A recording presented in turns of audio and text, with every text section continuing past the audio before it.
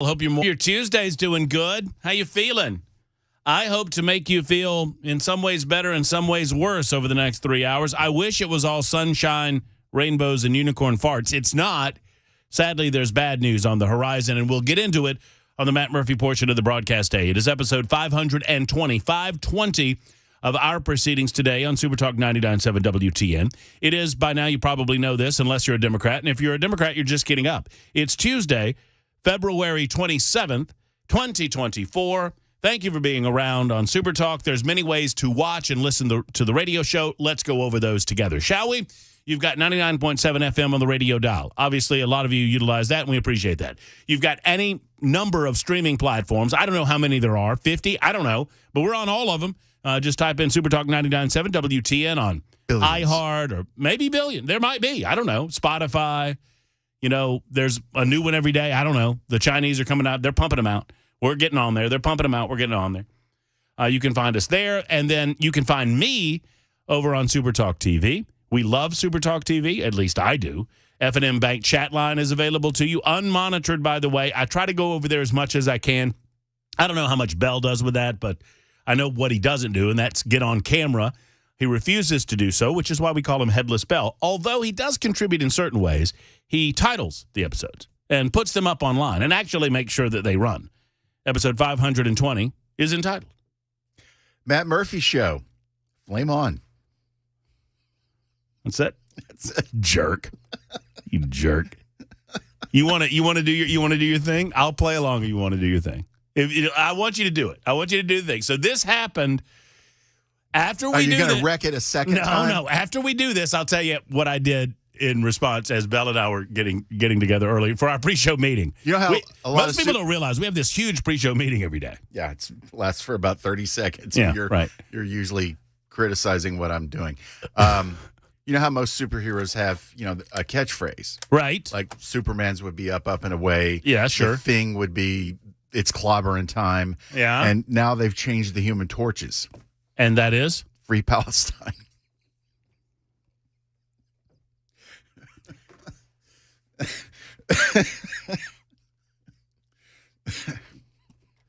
Is it wrong of me that I don't have a problem with supporters of terrorism setting themselves on fire? Does that make me a bad person? So when Bell tries to set up this joke earlier. Oh, you were just peeing all over it. I didn't realize he was trying to set up the punchline of, his new catchphrase is Free Palestine. Now, this is in reference, if you did not see it, an obviously mentally disturbed military person set himself on fire, saying that he was not going to support genocide or whatever the hell he was talking about. And he set himself on fire outside of the Israeli embassy. And that's sad that someone with that level of mental health issues would be doing that, but it is what it is. But Bell is setting up this joke, and he goes, the Fantastic Four, right? And I'm like, not really, because I'm a grown man. And then he said, well, there's the Thing, and his catchphrase was it's clobbered. I don't know the Thing and his catchphrase. And he's trying to set it up. He's plowing through, and I'm demanding to know the superpowers of the woman. Like, what are her superpowers? What was she? She was able to turn invisible. Anyway, and he's trying to get about any of this. I'm not a child. I'm not a kid. I'm a grown man. I'm trying to set up a radio show. What are you doing? And then finally Bell did Free Palestine. I'm like, you were trying. Oh, I'm so sorry. I to my credit, what did I say? I said, you want to do it again? I'll play along this time. I'll pretend it's funny. And here we are. I'm paying. It's like, and I said it's like First Amendment Freestyle Friday. You'll pretend you care. That's right. Here's a little update. And you may have heard the snippet, the last time on snippet, which we utilize in order to shame those of you who miss portions of the show on a day-to-day basis. But in the last time on snippet, you might have heard me referencing Girl Scout cookies. That was the reference. I didn't put that in there. Well, I understand that, but that's why I'm telling them. You may be off the hook. Oh, good. Because I was shopping, and I can't find Girl Scout cookies. Go to a Kroger. They're out in front of every Kroger. I didn't go to Kroger. I went to a Publix. I didn't see them there. I went to a Sam's Club. I did not see them there. Although this was the seedy Sam's Club, the shady Sam's Club. So maybe they don't go out in front of the shady Sam's Club. There are 3 different Krogers in the vicinity of where I live, and I tend to go to each one depending on where I'm going after or where I'm coming from. And each time I go to a Kroger, I'm accosted by 4'8" people wanting my money. See, you told that story, and all I heard was video surveillance prevents you from going to the same Kroger, so you have to mix it up. Yeah, well, there's that too. But You have to mix it up. Subject. So they're out and about in Madison then, in the general Madison vicinity, East Nashville. Well, then, thank you, Bell. We're back on. Thank you. I appreciate that. The plan was I'm not here on Friday because I'm a degenerate gambler, and I'm going to do some degenerate gambling. But the plan is with your life partner. No, I'm Jay's You're not going to be with your life well. partner? No, Jay's my craps man. Oh, these are my poker guys. Jay doesn't do the poker tournaments. Jay doesn't do the poker.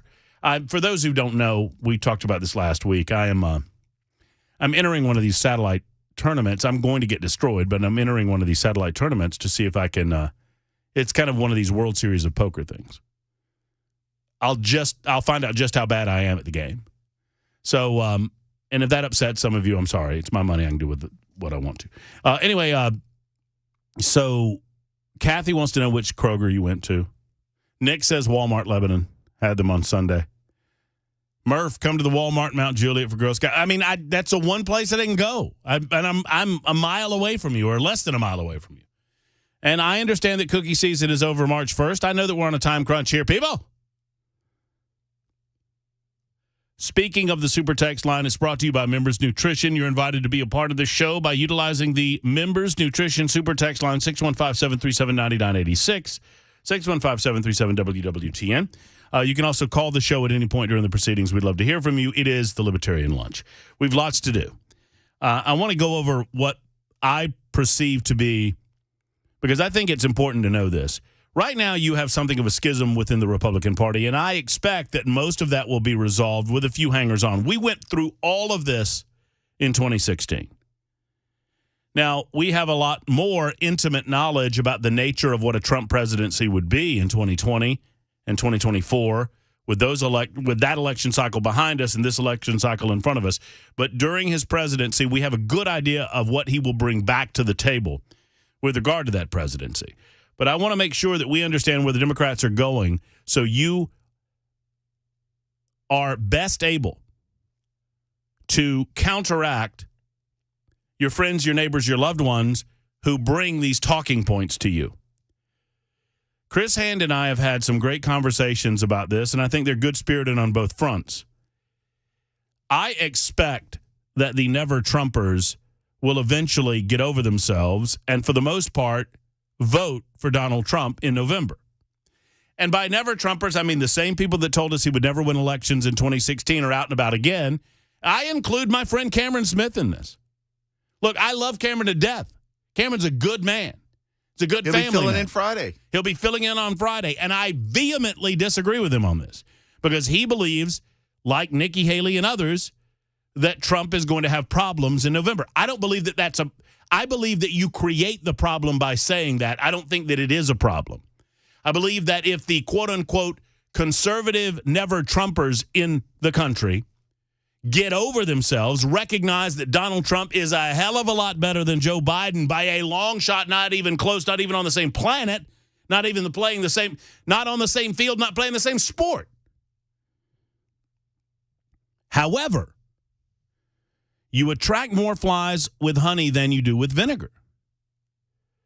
And for those of us who have been Team Trump since the first dissension of the escalator, and I was, and I'm in 2015, I said, this guy is going to change the entire dynamic of the political race in 2016. Little did I know that he would change politics forever. And you Trump haters, those of you with Trump derangement syndrome, don't want to believe it? That's fine. You don't have to believe it. It's true. The nature of politics has been changed forever because of Donald Trump, whether you like it or not.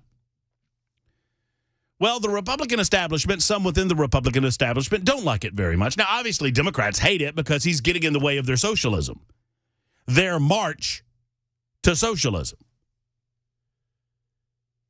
But the never Trumpers of the world, they have to give a little, and I believe that those of us who are Camp Trump, we have to give a little grace to these people because you need them. And if you suggest that you don't, look, smart people can disagree on this. I'm not suggesting that I have all the answers, just most of them. You need those people. You need those voters. Because on the other side, you got a bunch of liars and a bunch of cheaters and a bunch of thieves that are willing to do anything and everything. They have no moral courage. They have no moral conviction. They have no ethics. They will do anything and everything in their power to deceive and to achieve victory. Now, I'm not going to go over some of the shenanigan style of politics that I expect them to engage in November, but I will go over their strategy for the general election, and it's pretty simple. It's pretty simple. They have to lie on two fronts, and they have to, well, they're really lying on all three fronts, but they have to lie specifically about two large issues in the United States of America, and then another issue, they're going to try to exploit it for their own political gain. And those longtime listeners of the radio program can probably figure this out, and for you newbies in the listening audience, never fear. I'll feed you, baby birds. I'll feed you. Tweet, tweet. Now, the Chris Hand Show, I did not get a chance to listen very much today. Normally, I hit him. I'm on early, and then I have to do my own thing, and I'm doing my own, pattern, and then I get away from it, and then I'm back in during the 11 o'clock hour. But Mr. Hand told me that there was a great and robust conversation about me going on around 11:15, and that I should check out the super text line in an effort to get kind of a feel of what was going on around 11:15 or so this morning. And I'm backing up the super text line as we speak. And I'm looking at some of the commentary. Let's see. He has TDS. It was rigged. Your current caller is a I can't say that. I can't say that on the radio. Well, that's why it was sent in a private text. Your current caller is a stupid bleep. That bleep begins with the F word. I guess it ends with the F word too. This dude is stewed. You can't fix stupid. Matt's a moron. Hang up. Matt is bleep lighting. He's talking out of his arse. Bad for my blood pressure. Wow. This is talking about you? I guess. Matt has two tinfoil hats on, it says. Well, Idiots you always everywhere. wear two tinfoil hats. That That's way, true. if one flies off, you still got another. And Matt is out of touch, it says. Matt is an idiot that is going to turn everything until he is right. Oh, well, that's probably accurate, actually. You can't fix stupid, and Matt is 100% stupid. Matt drinking the Kool-Aid. What in the world? If you said water is wet, Matt would say you're wrong. Man, in all seriousness, I need this guy to call me. I want some Matt on Matt action. Yes, I know, Ray. I understand what they're playing around with me. There was a caller apparently named Matt who called the Chris Hand Show, and he and Chris had a little nice back and forth. By the way, disagreement always goes to the front of the line on the Matt Murphy Radio Show, and I give these numbers often and as quickly as possible just to keep you on your toes. 615-737-9986. 615-737-9986. I'm getting into Google Gemini today. Have you seen what they're doing to Google Gemini? It is awesome. Since the controversy or before? The whole Hitler thing? Like the Google I have Gemini. not seen that, yeah. Google Gemini is Google's version of AI. Right. And a lot of people are attacking this. Human beings are awesome. Look, say what you will about our world. I mean, I understand that everything's going to hell in a handbasket. I understand the world's on fire, or at least it seems so. But there are times where I sit back and I just marvel. I marvel at where we are. I marvel at the advancements that we've made in human existence. I marvel at how we're devolving. As we evolve, we devolve, right? We talked the other day. I mean, if you turn the lights out for 3 weeks, watch. And all of you people that think you're self-sufficient, I had a conversation with my grandpa about this years and years ago, and you guys know me and my grandpa. And Pa did not graduate the 8th grade, and he was the smartest man I ever met in my life. He was also the richest man I ever knew in my life, because I don't believe that you value human life by money. I think you value it by wisdom and experience and love and the outpouring of love that those shower around you one way or the other. My grandpa told me, and this was long before the internet. It was way before YouTube. He said, all these people that think they know how to do all this stuff, they're going to be in a hell of a lot of trouble when they can't find the instruction manual. And what he meant by that is something that he often said, and that is my grandpa said this all the time. Write this down, because I'm going to put this in a book called Crap My Pa Says. So they ought to call it uncommon sense, because I don't see a lot of it walking around anymore. And it's true. But if the electricity goes out for 3 weeks, what are all of you can-doers going to do without your YouTube videos? I see so many people, and I do it too, by the way. I'm right here in this bucket with you. I'm not casting aspersions, but all of us folks that believe that we can tackle any project, that we can take care of anything, and then immediately we go to YouTube. And by the way, there is always a YouTube video for whatever you want to do. If I wanted to change the ignition system out on my GMC Sierra, there's a YouTube video to tell me how to do it. I literally looked up a YouTube video on how to change the rear wiper on my car. And I know how to do it now. You know how to do it now. Well, you don't really. You just watched a YouTube video and followed along. Well, but I won't need it the next time, but that's how easy it is to figure this stuff out. It's incredible. I mean, no, it's incredible. I did so many things on my motorcycle during COVID. I kind of dismantled and reassembled my motorcycle, and I did so many things on my motorcycle. Thank you to YouTube. But what happens when you don't have electricity and you can't go to YouTube to figure out how to get water or to, whatever?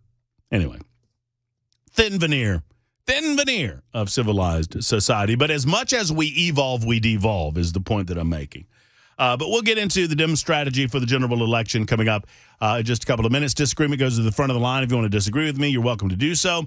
The Tennessee legislature is at it, and my good buddy, brother Justin Jones, is making an ass of himself again, and someone needs to point it out. Someone needs to point out that there is a sitting member of the General Assembly accusing other sitting members of the General Assembly of being neo-Nazis, and those members of the General Assembly are supposed to just sit back and let it happen, and other supposed members of the press, you supposed investigative reporters that refuse to look into Justin Jones' past, you won't cover this and how shameful it is. Well, I will on The Murphy Show on Super Talk 99.7 WTN, 23 after the hour. Stand by.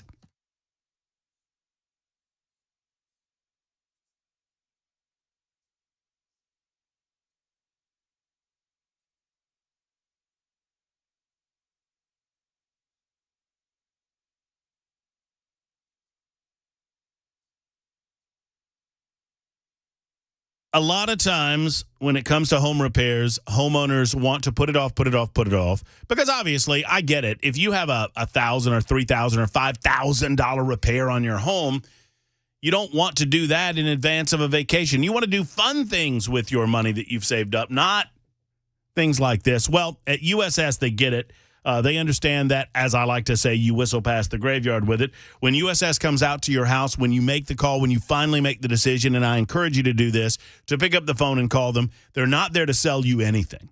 And it is true. And you can ask 25,000 plus satisfied customers this question, and they'll all tell you the same thing.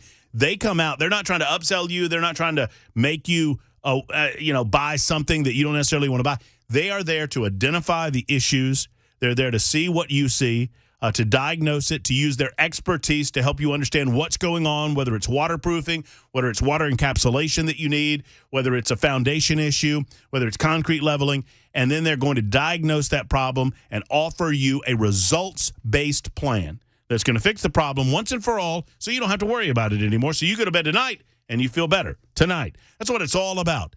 For 30 years, they've been guaranteeing their best at USS, United Structural Systems, serving Middle Tennessee, Southern Kentucky, and Northern Alabama for that length of time. And I encourage you to be the next satisfied customer when you call 615-488-7855, 488-7855, or online, USSTN.com.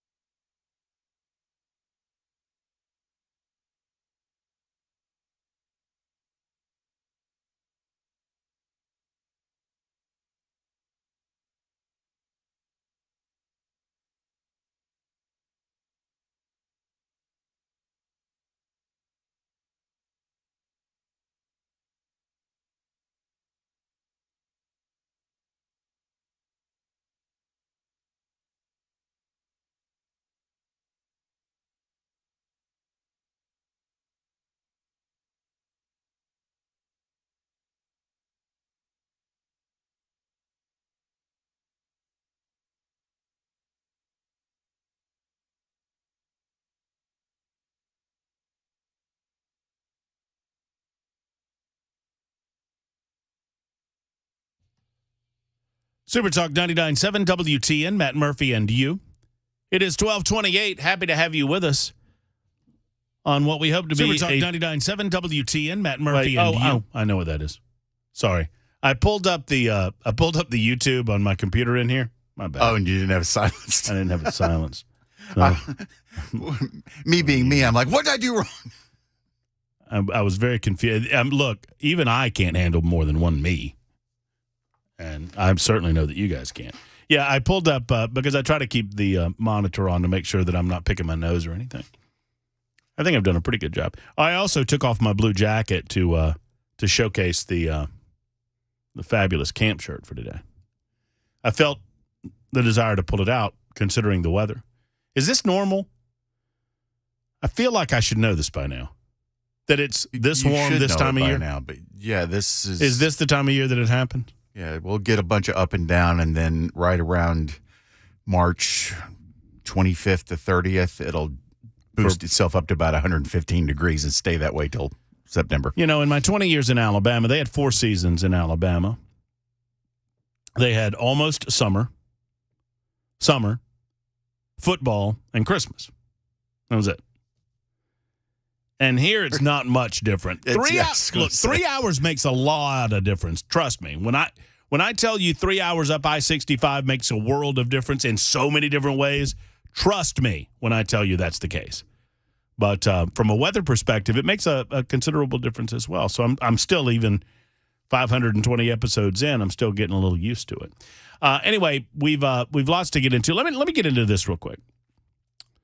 So, and I've got the Democrat strategy for you lined up. And if you want to be a part of the show, 615-737-9986. And I understand that Joe Biden ate ice cream again. And I know how weird it is. It is very odd that Joe Biden would stand around licking an ice cream cone, mint chocolate chip, we're told, while talking about all of the deaths happening in Gaza and all of that. I mean, it's just very weird. If I thought for a second that Joe Biden knew what was coming out of his mouth instead of doing it by rote, then it would concern me even greater. But knowing that Joe Biden doesn't really understand what's coming out of his mouth, it makes a lot of sense if you put it in that perspective.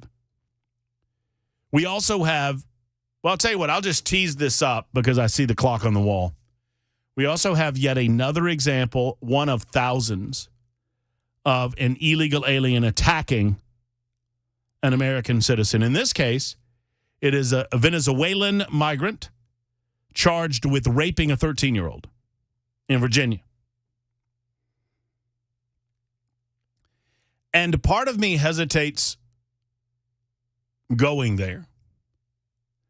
As I was talking to Chris Hand during our crossover today, I mentioned part of me feels like I don't want to rubberneck this. I don't want to be that guy that's looking at the accident and describing it to everyone who can't see the accident, how disgusting and tragic and horrible it truly is. But I feel like we need to do that.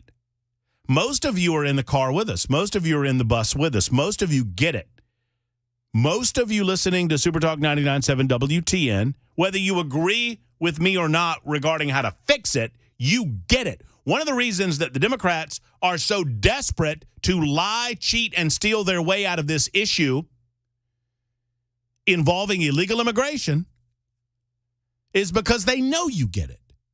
They know you understand it. They know you're disgusted by it. But there are some that perhaps are on the fence that need to understand. They need to face the reality of what's going on. The political left won't. The mainstream media won't. But if it does not fit their narrative, they ignore it. And that's where the immigration story and the story of a Venezuelan rape butts up against Justin Jones. Brother Jones, as he's known on the X machine. With all of the investigative reporting that goes on in this town, with all of the Phil Williams of the world, diving deep into our elected officials and making sure there's not a hint of hypocrisy, where is the investigative story about Janisha Harris and her accusations against Justin Jones? I've been talking about it for what, Bell, a year now? Over a year? Yeah. And no one else will discuss this. No one else will sit down with Justin Jones and address this issue, and let's hear his side of the story. I've repeatedly offered Brother Jones an opportunity to come on this radio show and defend himself. We'll talk about this in just a moment. How the mainstream media, even local media here in the state of Tennessee, they are willing to turn their heads the other way and ignore sexual assaults, accusations of sexual assault, rapes, and murders. If it doesn't fit the narrative, they're going to ignore it. We'll talk about that next on Super Talk 99.7 WTN.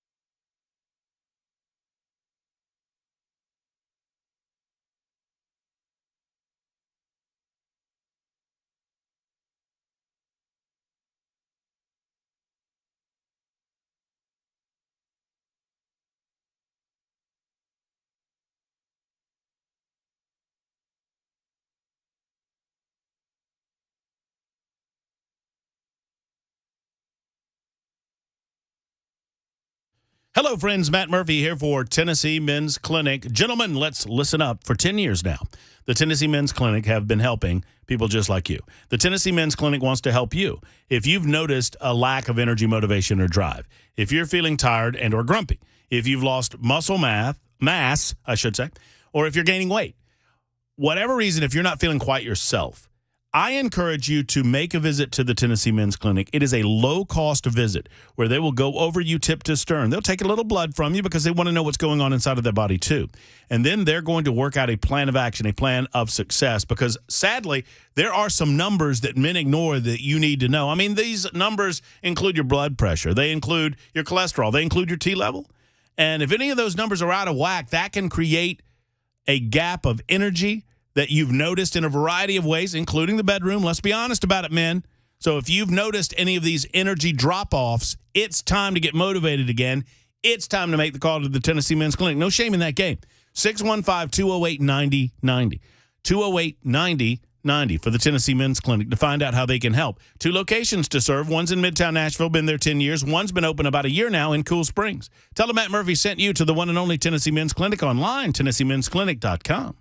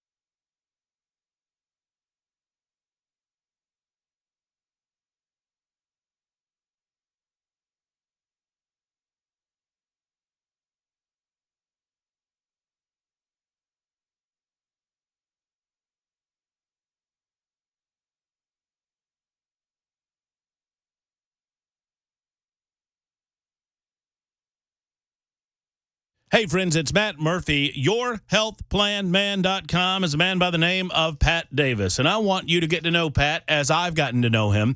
You know, my family needed some health care.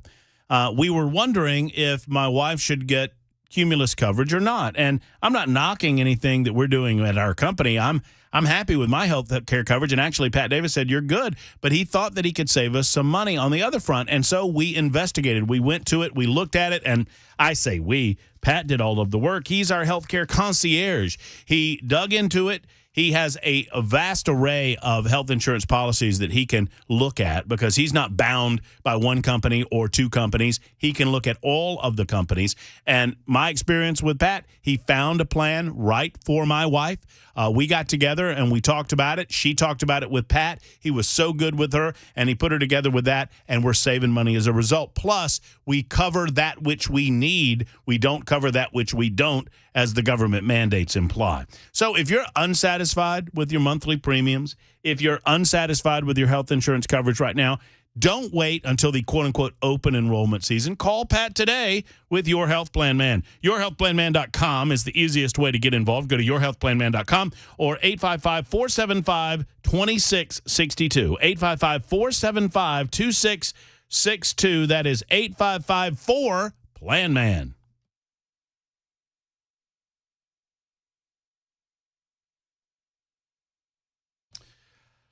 All right, before we get into the latest with our favorite socialist, Justin Jones, I don't say that as a pejorative. I think he would like for me to say that, I think. Anyway, before we get into the latest, I'm going to back up and I'm going to share this story with you once again. This is not my story. And this is not a story that I've had the ability to go any further into investigating because I tried to reach out to Janisha Harris, and sadly, I believe that someone has gotten to Janisha Harris to the point where she's no longer speaking. Maybe someone could convince her that it's time to come forward. But I just want to read to you what she publicly... Now, Janisha Harris was a friend of Justin Jones. She was a fellow activist with Justin Jones at the time. And this was May of 2023. So it's about a year ago that I became aware of this, or at least the time that I documented it online. I made sure to memorialize this post for fear that Janisha would be convinced by someone in the shadows to delete it. I don't know if that's happened or not. But the woman's name is Janisha Harris. Geneisha Harris. I don't say that to out her. I only say that because her Facebook is available publicly, and this is what she wrote on Facebook. I don't know that I've ever read this entire accusation. We've alluded to it, and I think this is important because you've got a guy in the Tennessee General Assembly that no one seems interested in investigating his background. Now, we know that Justin Jones has been an activist for a long period of time, and that's all well and good. And he engaged in activity during the summer of 2020 that is disgusting, distasteful, and criminal in some respect. He jumped up. Wasn't he the one that jumped up and down on top of a police car? Well, if you see the shots of him jumping up and down on top of the police car, Janisha Harris is in that shot. She's in that photo. She was an ally of Justin Jones until this. Reading from, and once again, these are not my accusations. These are Janisha Harris's accusations. Citizen of the state of Tennessee. I have to speak about this publicly because my spirit won't let me sleep tonight if I don't. I will keep the victims' names privately, but I will speak the so-called leader by name. For almost a week now, there's been a group of protesters demonstrating outside of the Capitol to advocate for the removal of Nathan Bedford's bust. They've been there day and night, camping out to get their point across. Last night, a homeless man sexually assaulted two women who were protesting. Now, she wrote this, by the way, on, just so you know, she wrote this on June 18th of 2020. So one would presume that this incident happened on June 17th of 2020. Last night, a homeless man sexually assaulted two women who were protesting. Two different incidents, same man. Nashville's favorite activist, Justin Jones, among others, witnessed it. When the discussion came up to report what happened, he said that the women should not report it because it would change the narrative of why they're actually protesting, that the incident would overpower the advocacy. Janisha Harris continues. Number one, you watched someone be groped and you did not intervene. Number two, you dismissed a sexual assault grievance for the sake of keeping things focused on the movement and not the violence that took place. I don't trust the police. I don't like the police. Never have. Never will. But something should have been done to protect these women and handle the matter afterwards. I've been telling people about egotistical, prideful, and patriarchal activism here in Nashville. I cannot stand by and watch it continue to happen. For the, quote, black people need to deal with things in-house, end quote, let me stop you in your tracks. This is why we have so much unsolved trauma. We don't speak it. And we sweep serious matters under the rug. But not this time. I left our student movement last year because of this person's ego, pride, and callous leadership, and I will continue to speak out against it. This movement has no place for it. Alawatian, I don't know who that is warning people about her abuser. She even reported her abuser, and no one listened. No one stepped in. No one did anything, and now she's dead because her abuser killed her. Being homeless and being black is no excuse to defend sexual assault of any kind.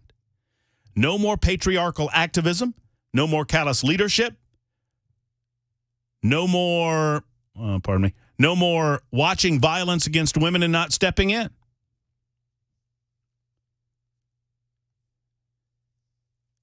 We won't have any women who experienced what Alawatalan or Ottawatayan did in Nashville. I don't know that person, so at least not under my watch. Bleep you to Justin, his fake activism, and anyone who defends what he did. Love and hugs to the victims. If anyone has a problem, I'll be back in Nashville tomorrow. Come see me. Now, I don't know the accuracy of what Janisha Harris saw, but I know in the summer of 2020, we were in the midst of #MeToo, right? Isn't that right? We had a lot going on in the summer of 2020. In the midst of the COVID-19 government power grab. We're in the midst of BLM riots and Antifa riots as a result of the death of George Floyd. George Floyd, who was largely responsible for his death. That doesn't get talked about anymore.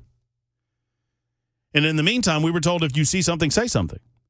And that violence against women would not be acceptable any longer. Now, I imagine Justin Jones has his version of this story.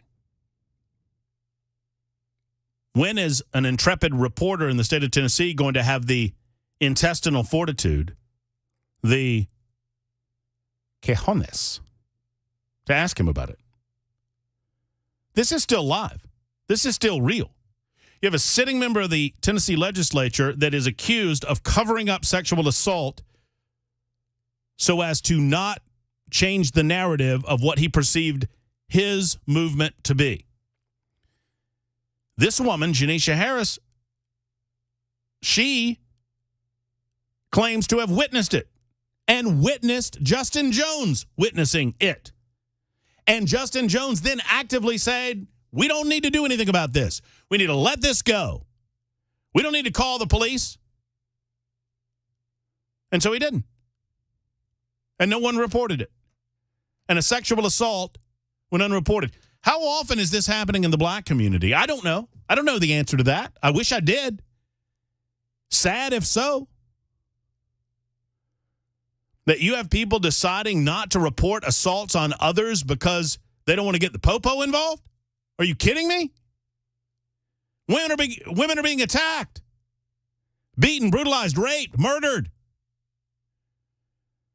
And apparently Representative Justin Jones had information before becoming a representative about an individual that assaulted at least 2 women outside of the Tennessee Capitol, and no one will even ask him about it? In the meantime, you're digging into every aspect of the background of every Republican on Capitol Hill, and that's fine. That's fair game.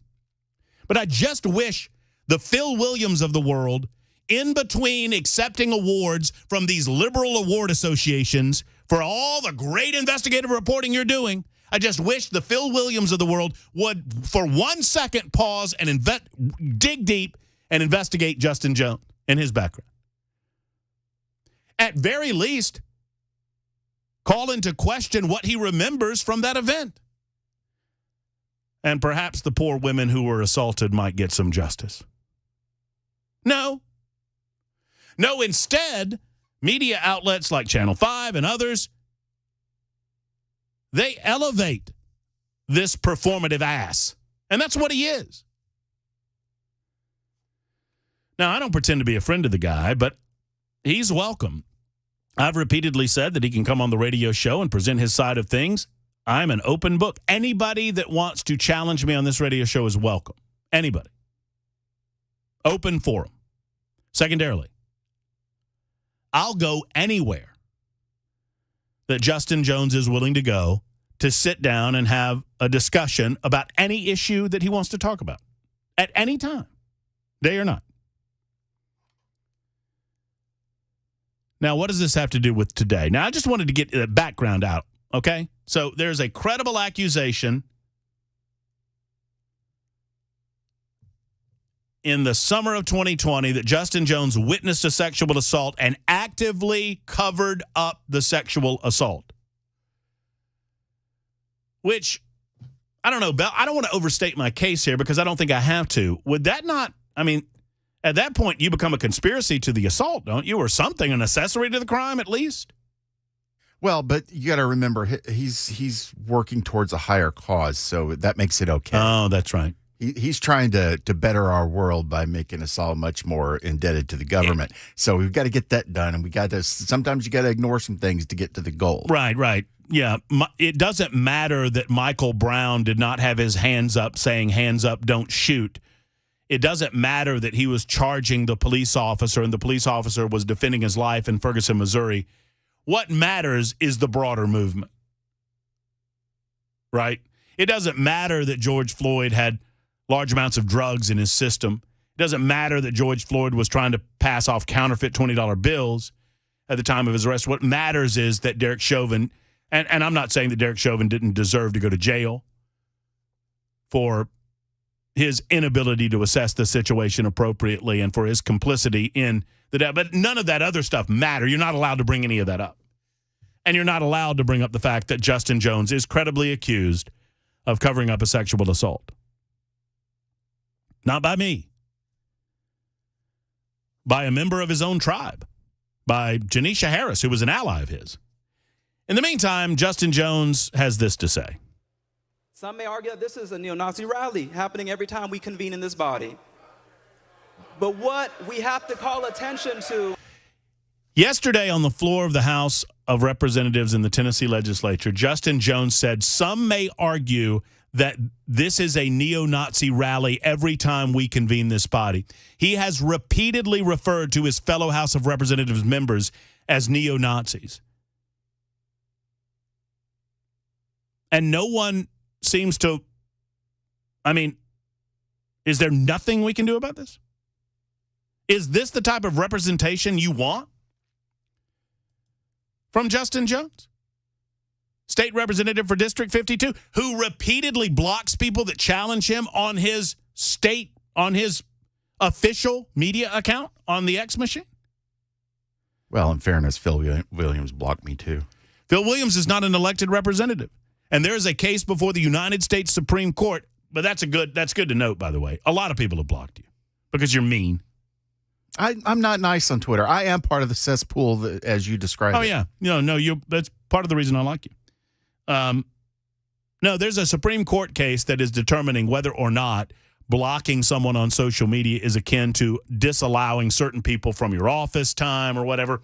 And I think that those individuals that are suggesting that are going to win that case. You're allowed your own personal account, but you can't use your state account. You can't use your official account as a state representative to block certain people because of the way that they think or feel and not block others. Anyway, it's 12:53 on Super Talk 99.7 WT and more coming up in a moment.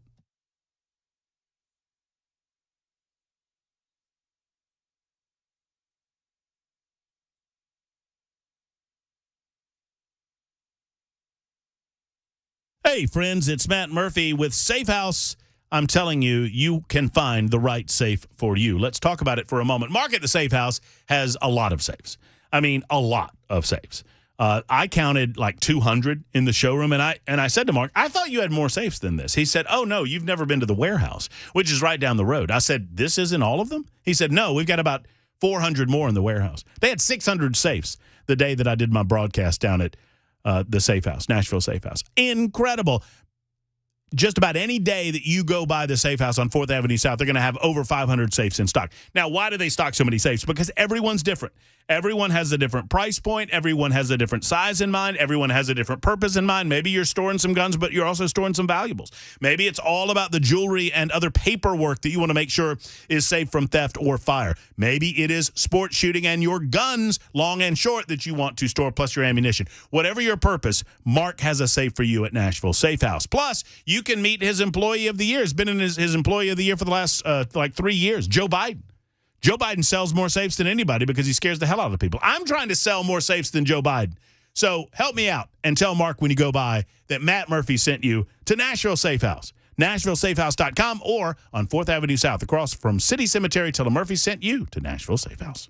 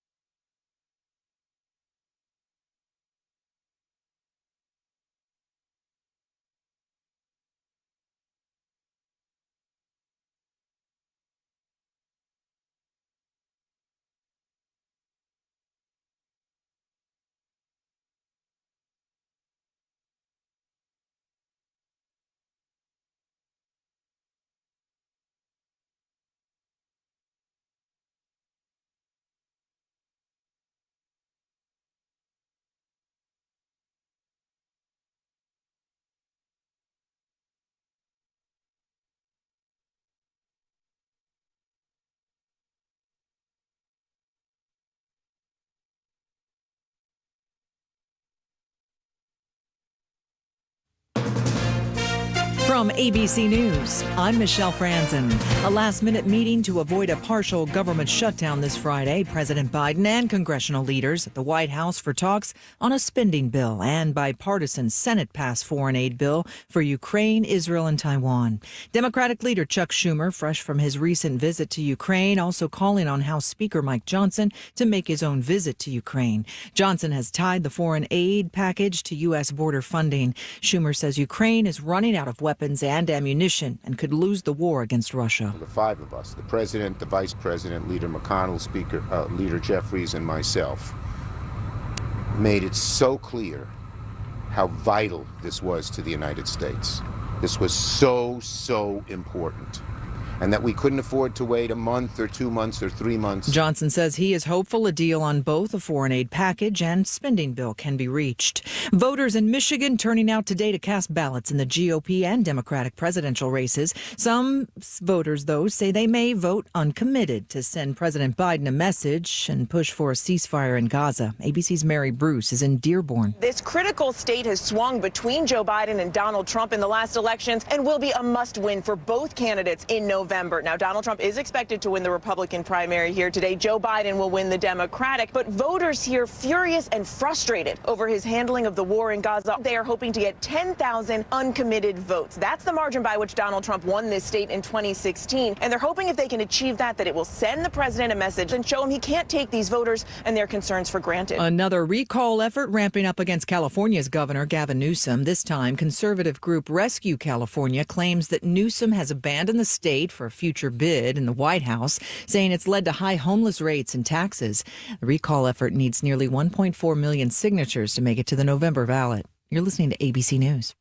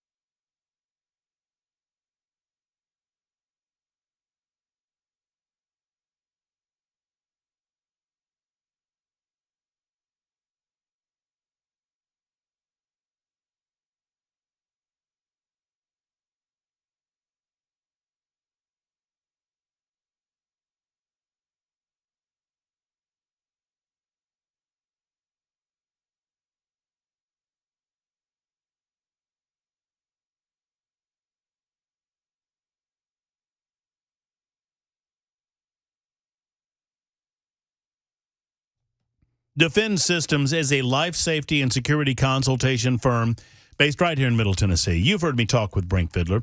Brink Fiddler spent almost 2 decades in the Metro Nashville Police Department. Brink Fiddler has had more knowledge, intimate knowledge. He's had more experience with the bad guys than you and I will ever have. And he's got a lot of knowledge inside of that brain of his as to how to prevent bad things from happening in your office space, your church, your school, your facility. If you are a decision maker anywhere people gather, you need to call Brink Fiddler and Defense Systems. Why? Because they engage in active shooter response training, workplace violence prevention, security improvement, emergency and intruder action plans, rapid response medical, all customized for your facility. Now, I know what you're thinking. You're thinking, well, Murph, this will never happen to me. Well, odds are it won't happen to you. And this is not about checking a box, by the way, but what if it does? Have you fully trained your staff to know what to do in that response? Have you fully trained yourself to know what to do? Are you aware of the pitfalls of what to and not to do? If not, call Brink Fiddler and Defense Systems today. DefenseSystems.com. That's DefenseSystems.com or 615-236-6484. 236-6484 for my friend Brink Fiddler and Defense Systems.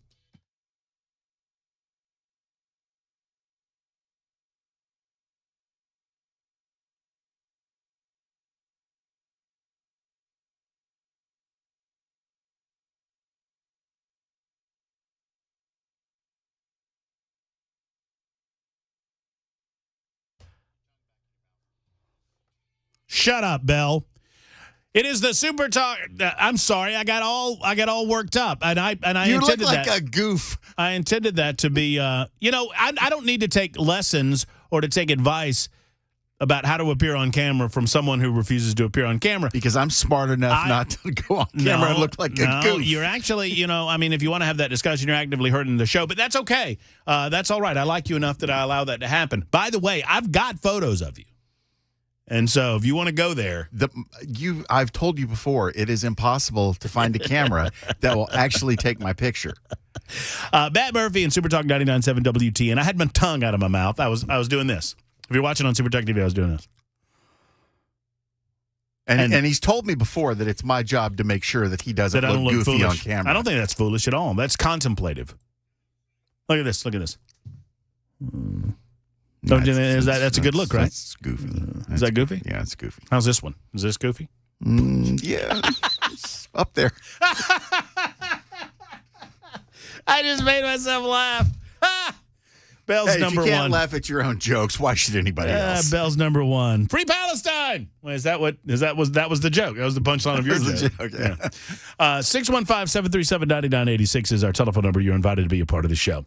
So I say all that over the last half hour to say this, because several of you are like, "What's the deal? Why is it so important to you? Why are we even talking about this guy? Why is this something that you're readdressing?"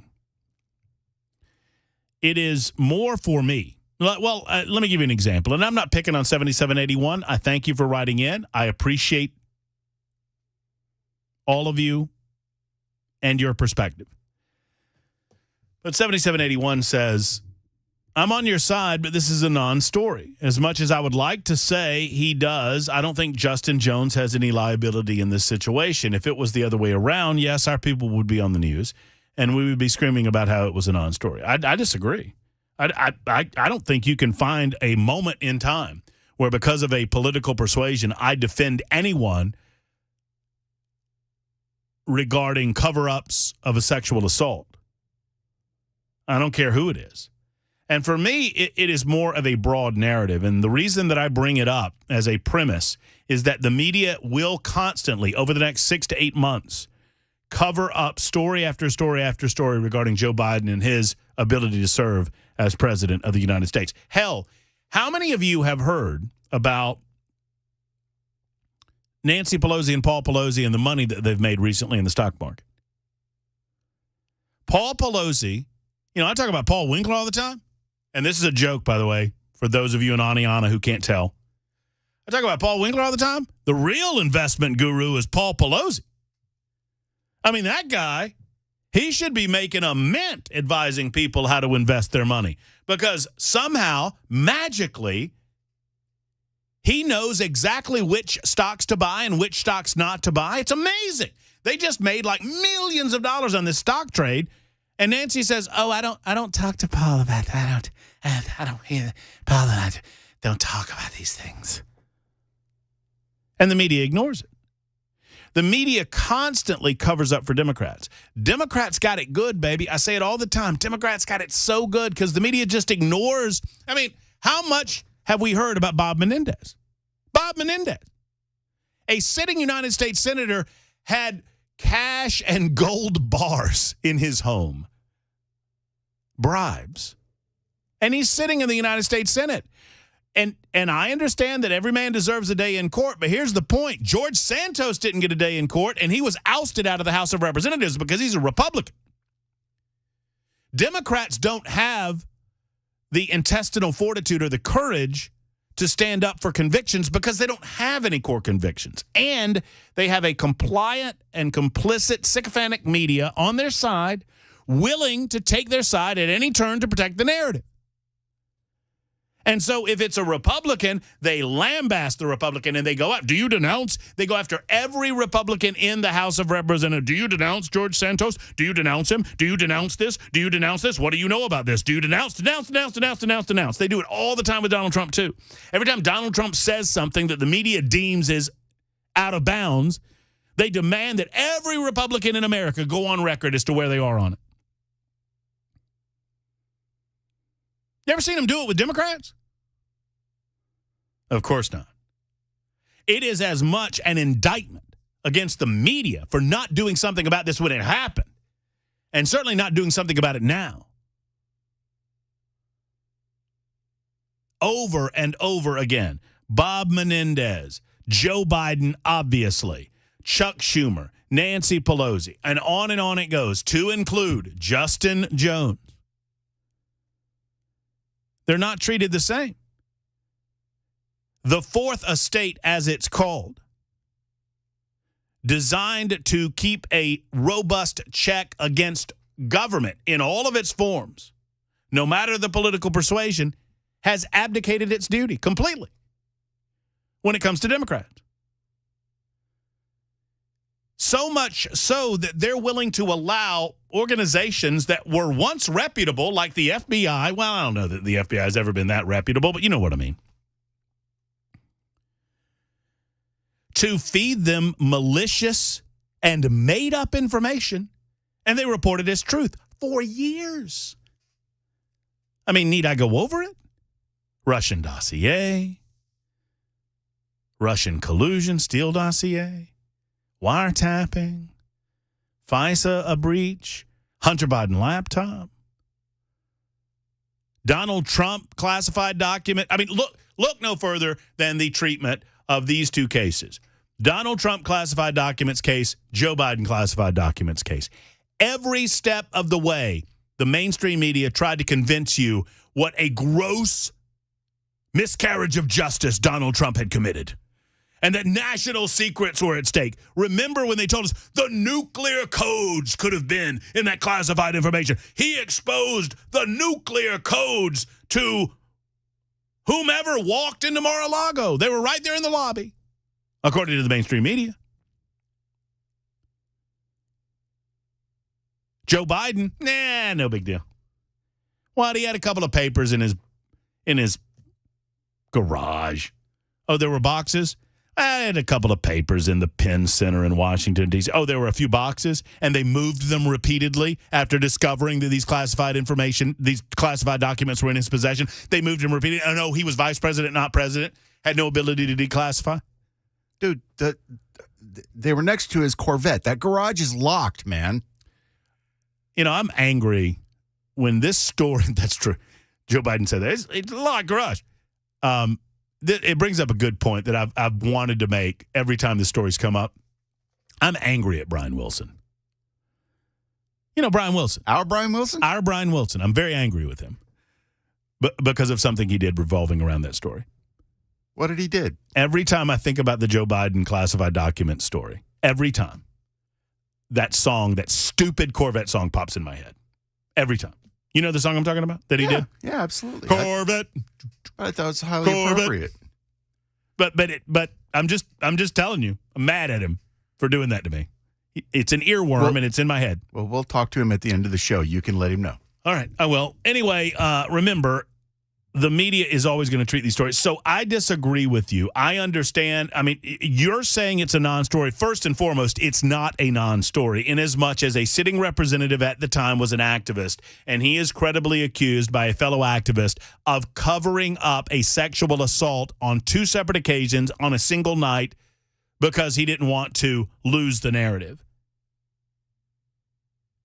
Now, while he is perhaps under no legal obligation to report that assault, one would presume that he's under some level of moral obligation, and certainly one would presume that the media would want to ask him about this. There are online reports that you covered up a sexual assault. What do you say about it? And it's my understanding that a listener to our radio show, who will go unnamed, has reached out to Channel 2 and asked a reporter at Channel 2 to report on it, or at least to cover it. And you know what the reporter told him? Is there a police report? And he said no. Well, there's not a lot I can do. That's a he said, she said. Isn't that kind of the point, though? It's exactly the point. The whole point is that he prevented police involvement because he didn't want you reporting on it. You're doing what he wants you to do. And oh, by the way, he's not a god. Ask him the question. You see him all the time. You damn sure would ask a Republican the question.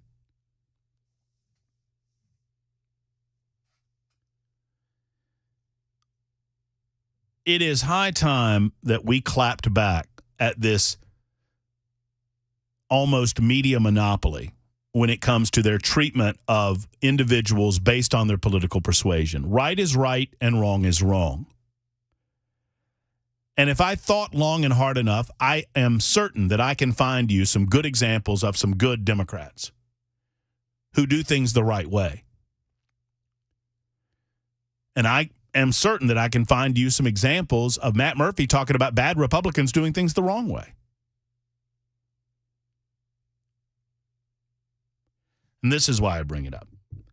In the meantime, you have our good friend Justin Jones marching around proclaiming that his rights are being violated because he can't manage to figure out the rules of the House of Representatives. I see a political megaphone being given to those neo-Nazis and white supremacist groups who are afraid that America is changing, that it's becoming more diverse, more multiracial.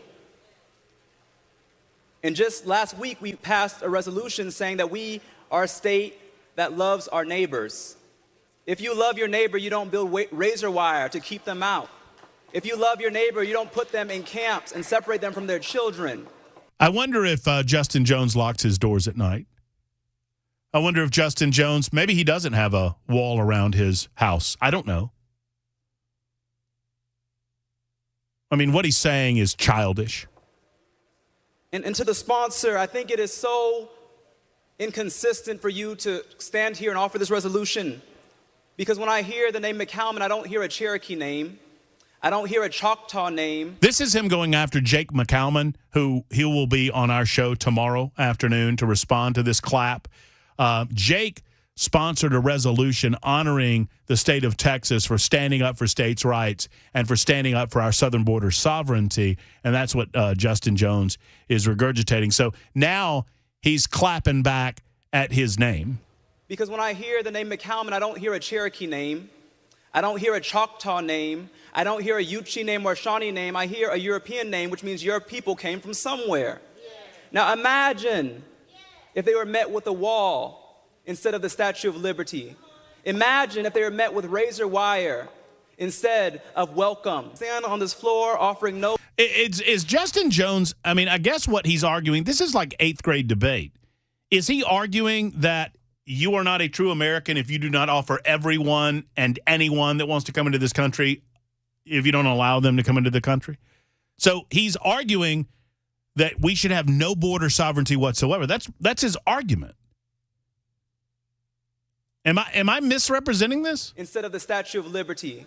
Imagine if they were met with razor wire instead of welcome. Stand on this floor offering no solutions, offering nothing of substance, but just offering fear-mongering and hate.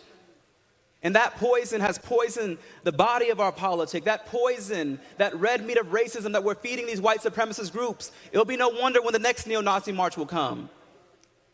Some may argue that this is a neo-Nazi rally happening every time we convene in this body. Well, listen to that. So I just wanted to play the build-up to the money line where he accused Republicans in the House of Representatives of being neo-Nazis. But what we have to call attention to... Oh, he got big applause for it, too. What we have to call attention to... There's objection. Who was the one that shouted objection? Representative Zachary. No, they said objection. I did. Representative Zachary. Mr. Speaker, I object to the vile things that were coming out of the representative's mouth. He literally disparaged the entire body, and the entire body. Calling the member to order under Rule 19, Representative Zachary. What did he ask? I'm sorry, Speaker. Are you calling the member to order under Rule 19? Yes, calling the member to Rule 19. Yes, sir. All right. And there you go. So now Justin Jones is running around screaming that he's being silenced because he's black. No, you're being silenced because you called the House of Representatives neo-Nazis. And decorum and the rules voted on by the elected officials of the House of Representatives prevent you from doing that. Now, if you want to change the rules, you have an ability to change the rules, dude. Just win elections. And you can get the rules changed, and everybody can call everybody names as long as until the cows come home. Daniel is in Nashville. Hey, Daniel. How are you, buddy? Hey, Matt. Thank you for your great reporting. Thank you. You guys do. You know why that the local news media stations won't report this? Because they're on the same team. All on the same team of these globalistas. They're all on the same team. They're not going to report anything, like you said, that go against the narrative. They're not going to do it. Well, I don't, for some of these on the local front, I mean, I agree with you completely on the national front. On the local front, I think you're somewhat right, but I don't know enough of them to throw that blanket over all of them. But I will say this, I will say this in agreement with you, Daniel. Every single one of them are scared. They're petrified of Justin Jones because of how he uses the color of his skin as a bludgeon against people who are willing to stand up to him. These are Soros surrogates. They're hired and controlled by George Soros. He just bought about 300 radio stations, I believe, and I think it's still, going through the FCC approval. But he's bought the radio stations. And all those neo-Nazis, they're feds dressed up as that so they can push the narrative. It's all garbage. It's all garbage. Well, it goes back. Go ahead, sorry. I don't know where these scumbags that came into Nashville came from, but I have George Soros. Well, you don't know that either. But, Daniel, I have great suspicions about where they came from. But I believe in proving things. I don't believe in casting accusations without having proof in order to prove my point, because that's the way they act. I don't act that way. So, with that in mind, I will tell you, I don't know where these scumbags came from, and I don't care. It doesn't matter what their purpose was. They achieved their goal, which was to splatter all over you and me, good red-blooded Americans who simply want to get about our daily lives and live and let live. And hey, go ahead. Where's go Williams at? Why don't he report? These little fake news journalists, they won't say nothing. They know better. They never report they're afraid. Like you guys do. They're afraid. Y'all always reporting the truth. They never go down on the ground and report this stuff. It's Operation Mockingbird Media. That's all it is. Thank you for your service. Well, Enjoy the show. Well, thank you very much, Daniel. I appreciate you. And I'm not casting cold water. I'm not pouring cold water on Daniel's point. I agree. George Soros has been very, very involved in local elections. He's been incredibly involved in funding these elections of district attorneys around the United States of America and major metropolitan areas for the purpose of creating chaos in these districts. I believe it is a long game on the part of Soros and his family to sow chaos in our major metropolitan areas, to create lawlessness, to present that lawlessness overall to the American people so that us law-abiding citizens will push back, and it will create almost a civil war-like schism in the country that Soros believes can be used to transform the United States of America into socialism. You have to have civil unrest in order to do that. You have to have civil unrest in order to transform, as Obama talked about in his time as a president, in order to transform the United States of America into a socialist state. You have to have civil unrest. You have to sow the seeds of division, regardless of how many people are really willing to support this kind of nonsense. So I'm right there with you, Daniel, on that front. On the we know exactly where these people came from and they were feds, I don't know that we know that. I have my suspicions about it. I think it's way too convenient that the three representatives that had intimate knowledge of the details of the timing of all of this were all Democrats, and they all happened to be down there with the cameras ready. That smells bad to me. And the manner in which they're attempting to use it for their own purposes. You see, Justin Jones is like an eighth grader. He's not getting enough attention. He's sucking his thumb in the back seat, and he's going to lash out, which is what he's doing now, which is why someone needs to be there to call him on it. And that's me. It's 125 on Super Talk 99.7 WTN.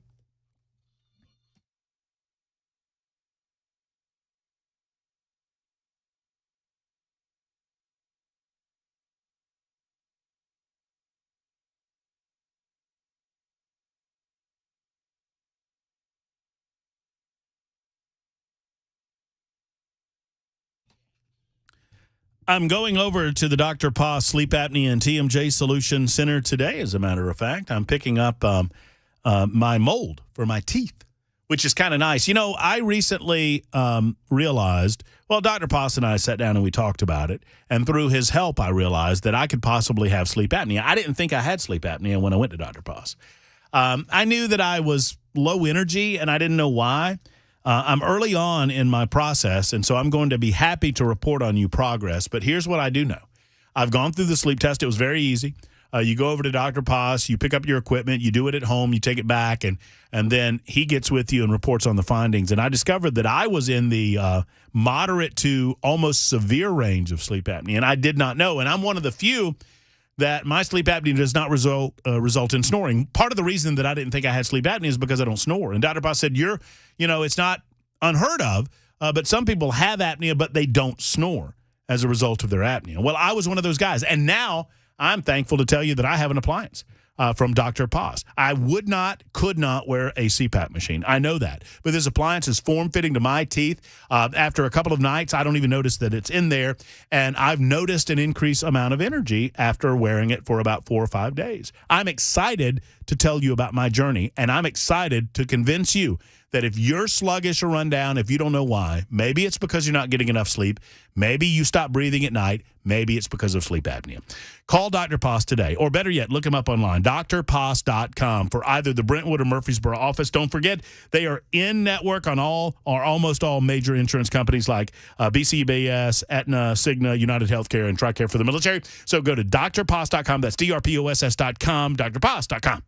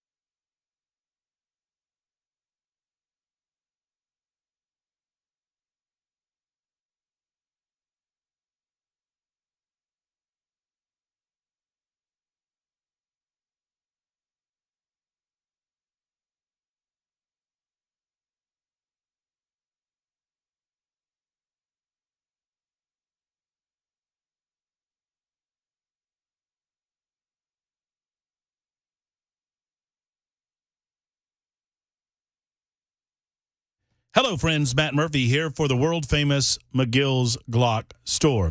Have you been?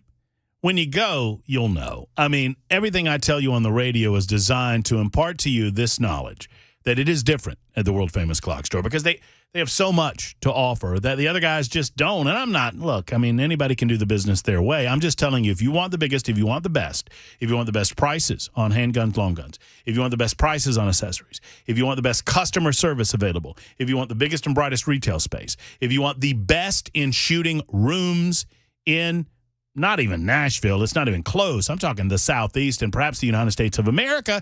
You're talking about McGill's world-famous Glock store. You don't even have to go to take advantage of McGill's Glock store. You go to Glockstore.com, they can ship right to your door at a low, low cost because they're shipping right from their manufacturing facility, which is right here in Nashville, Tennessee. How about that? Or better yet, stop by and see the difference. Go to shoot270.com to find out more about their incredible shooting rooms. They still have the couples shoot in the month of February going on. That's going to expire in the next couple of days here, so you need to take advantage of that by going to shoot270.com or go to glockstore.com. Or better yet, it's on Airlane Drive, just off of Elm Hill Pike. Tell them Matt Murphy sent you to the world-famous Glock store.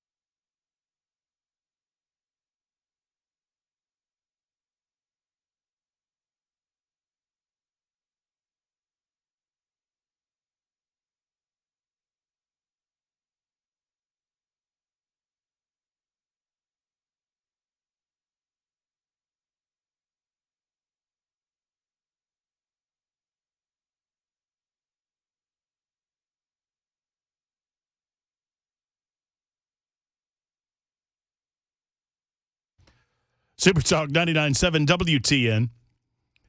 Some of the great conversations that we have off the air. I wish we could have them on the air.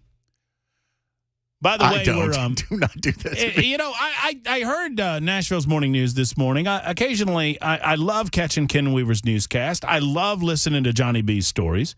Dan is there too. Who? What? I don't know why. I don't know why I do it. Why do you start it's like you start the story and I'm like, oh, this should be good. Then you throw in this curveball and I'm like, what's he talking about?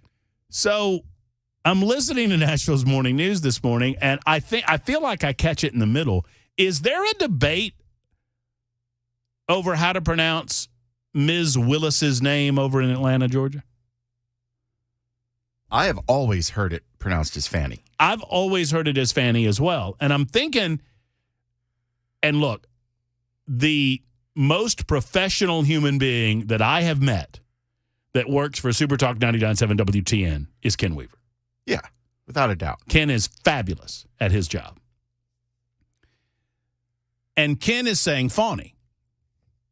And so that's going to cause me to pause and say, whoa. But I believe that I think Ken thinks it's funny that her name is pronounced Fanny, and I think he's decided he doesn't want to pronounce it that way. Well, the reason I've always had no problems with it being pronounced Fanny is I've heard so many other people say that, but also Fanny is a very old school, 1800s, early 1900s name that would make perfect sense if she was named after a grandmother or a great-grandmother or something like that. Yes. F-A-N-I, Fanny, not phony. There's no W. There's no U. So I've heard Fanny. Mama named her Fanny. I'm going to call her Fanny. It also reminds me of a joke my grandpa told me, that if enough people beg for the joke, I'll tell you guys the joke. It's pretty good. Reminds me of that joke. So if enough people want it, I'll tell it. But you have to tell me on the Members Nutrition Super Talk text line at 615-737-9986. You can also hit us up there about any matter of your choosing. All right, so Justin Jones is upset. Everybody's upset at the Tennessee legislature. Have you heard about the flag bills moving forward? And that's a good thing. If you've not heard about the flag bill, the Tennessee legislature is moving forward with we talked with Gino Bolso about his flag legislation before really it got going. And I guess it's being debated now on the floor. And flags would largely be banned in Tennessee classrooms if the bill advanced by GOP lawmakers. That is the how they couch it on Channel 17's website.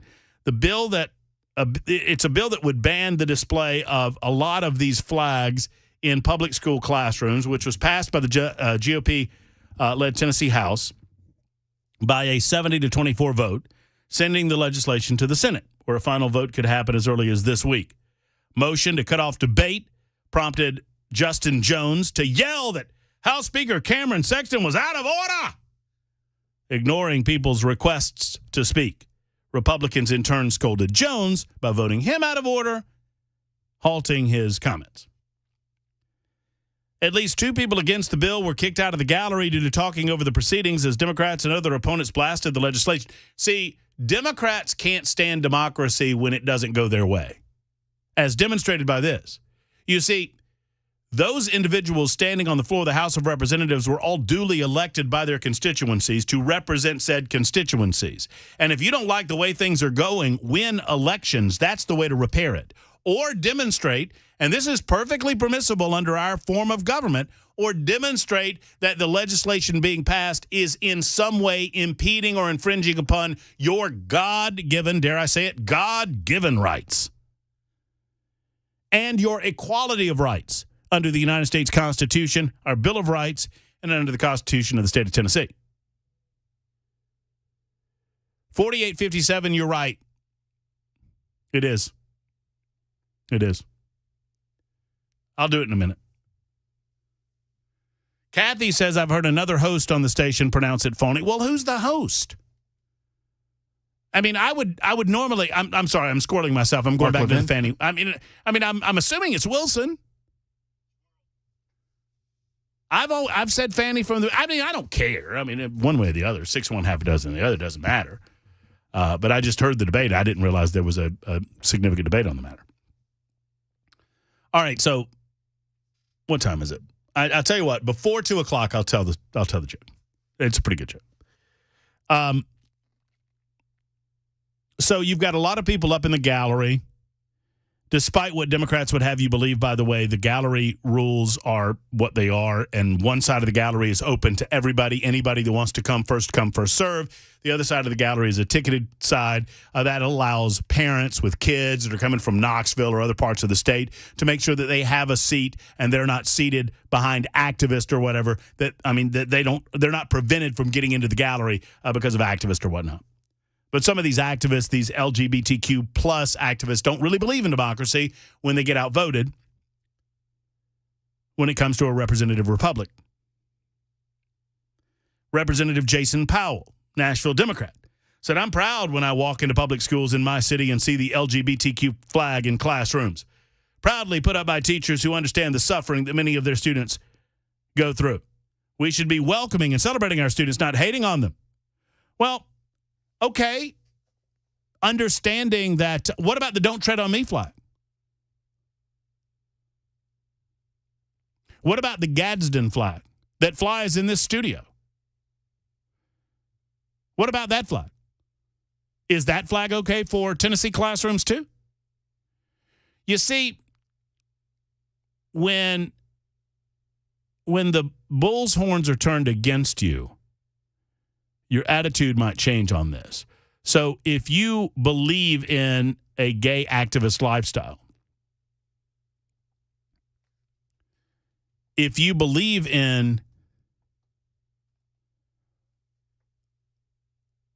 the ability for teachers to impose that lifestyle or to infuse their lifestyle, their personal life, on their students, third graders, second graders, fourth graders, then you don't see a problem with it. But I promise you that I can bring up a flag that you'd have a problem with.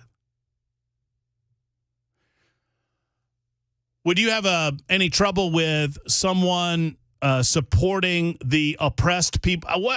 Here's an example, the oppressed people of Russia. What if I wanted to put a Russian flag up in my classroom to support the oppressed people of Russia? I mentioned the Gadsden flag. You're a Putin puppet. That's exactly right. The Gadsden flag. How did the Gadsden flag become a Civil War thing? You ever thought about that? It was a Revolutionary War thing. Yeah, I didn't know it was a Civil War thing. No, I was associated. It's a racist thing, dude. No, the Gadsden flag is considered racist, and it triggers people. Seriously? And they say that so you can't put up the Gadsden. The Don't Tread on Me flag is a racist thing according to the left.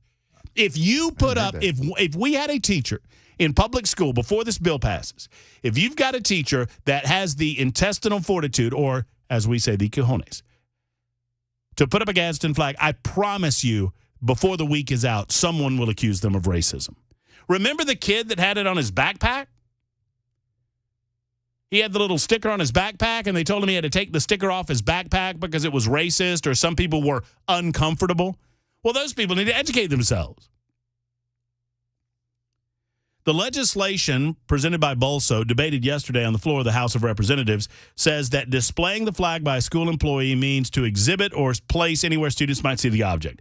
The proposal would allow certain flags to be displayed, with exceptions for some scenarios. Among those approved would be the flag of the United States of America, the flag of the state of Tennessee, those deemed to be protected historical items under state law, Native American tribes, local government, armed forces, prisoners of war, or those missing in action. Other countries, I guess Russia's okay. Well, other countries. So Russia's good. And their local government. It just says other countries? It says other countries and their local governments. So we can hang a Nazi swastika? It's Belkay. No, I'm asking. I'll spell it for you. If it says other countries, is that not adhering to the language of the letter or the letter of the law, so to speak? I don't know that they include historical flags from other countries. I'm going to answer your question seriously because you know what would happen. Well, no, I exactly do, but I'm saying, if you're going to pass a law and you don't have you don't have the wording right. So I'm going to reread from the proposal. It does not talk about historical flags from other countries. So I'm going to extrapolate from that they mean current flags being used by other countries with regard to, whatever curriculum's going on at the particular time, or perhaps, the genealogy of the teacher involved. United States flags, flag of Tennessee, protected historical items under state law. Would that be a Confederate flag? You think? No, that's racist. Yeah, but is the Confederate flag protected? Probably not. No, because it's racist. Mm-hmm. It's hate speech. Like the Don't Tread on Me flag. That's racist. Anything that people don't like and they're on the left of the argument, they just throw racist out and then the argument's over for them. So other countries and other local governments, colleges or universities, or the schools themselves. Other flags could be temporarily displayed as a part of a, quote, bona fide course curriculum, and certain groups allowed to use school buildings can show their flags while using the grounds under this bill. Oh, I'll give you another example of one that I just thought of. I just thought of this one. What about a flag of a church? Right?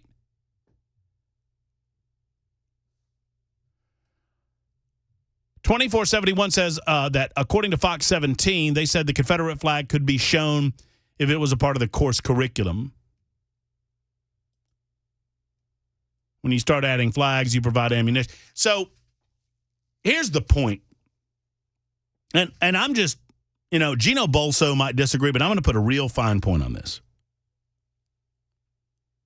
Yeah, church flags exist, 2666. The Methodist, I've seen that the Methodist flag, isn't it white field with a blue square? That's the Christian flag. That's the general Christian flag. Okay, yeah, but yes, faith-based flags exist, absolutely. The political left, they have incorporated LGBTQ plus supporting and activist within their group and within their lifestyle to push what I would consider to be an inappropriate agenda on your young people. Now, I don't pretend that young people aren't going to figure out that there are gay people in the world. They're going to figure out that there are lesbians and that there are gay men. And there if you don't talk about it. I mean, come on. But that doesn't mean that I believe that it should be a part of curriculum or a part of their daily activity. They will figure it out. They will discuss it. It will happen. This is not designed to prevent any of that. It is designed to prevent the assumption that the school is supporting a particular lifestyle, especially when within that child's home, the parents of that child might be teaching them differently. And you might say, ooh, they're teaching them to be xenophobic or racist, or they're teaching them to be homophobic, whatever. It could be as simple as a matter of faith for those kids. And the public education space should be free of religious involvement. And you tread on religious liberty when you enter into this space. This has nothing to do with your sexuality. I don't care what the teacher's I don't want my kids to know what sexuality you are if you're teaching third grade. Not only do I not care, I don't want you to tell my kids, good, bad, or indifferent. And if you're hanging the rainbow flag and they're, and you got rainbow, you're passing them out, what are you doing? How about teaching math?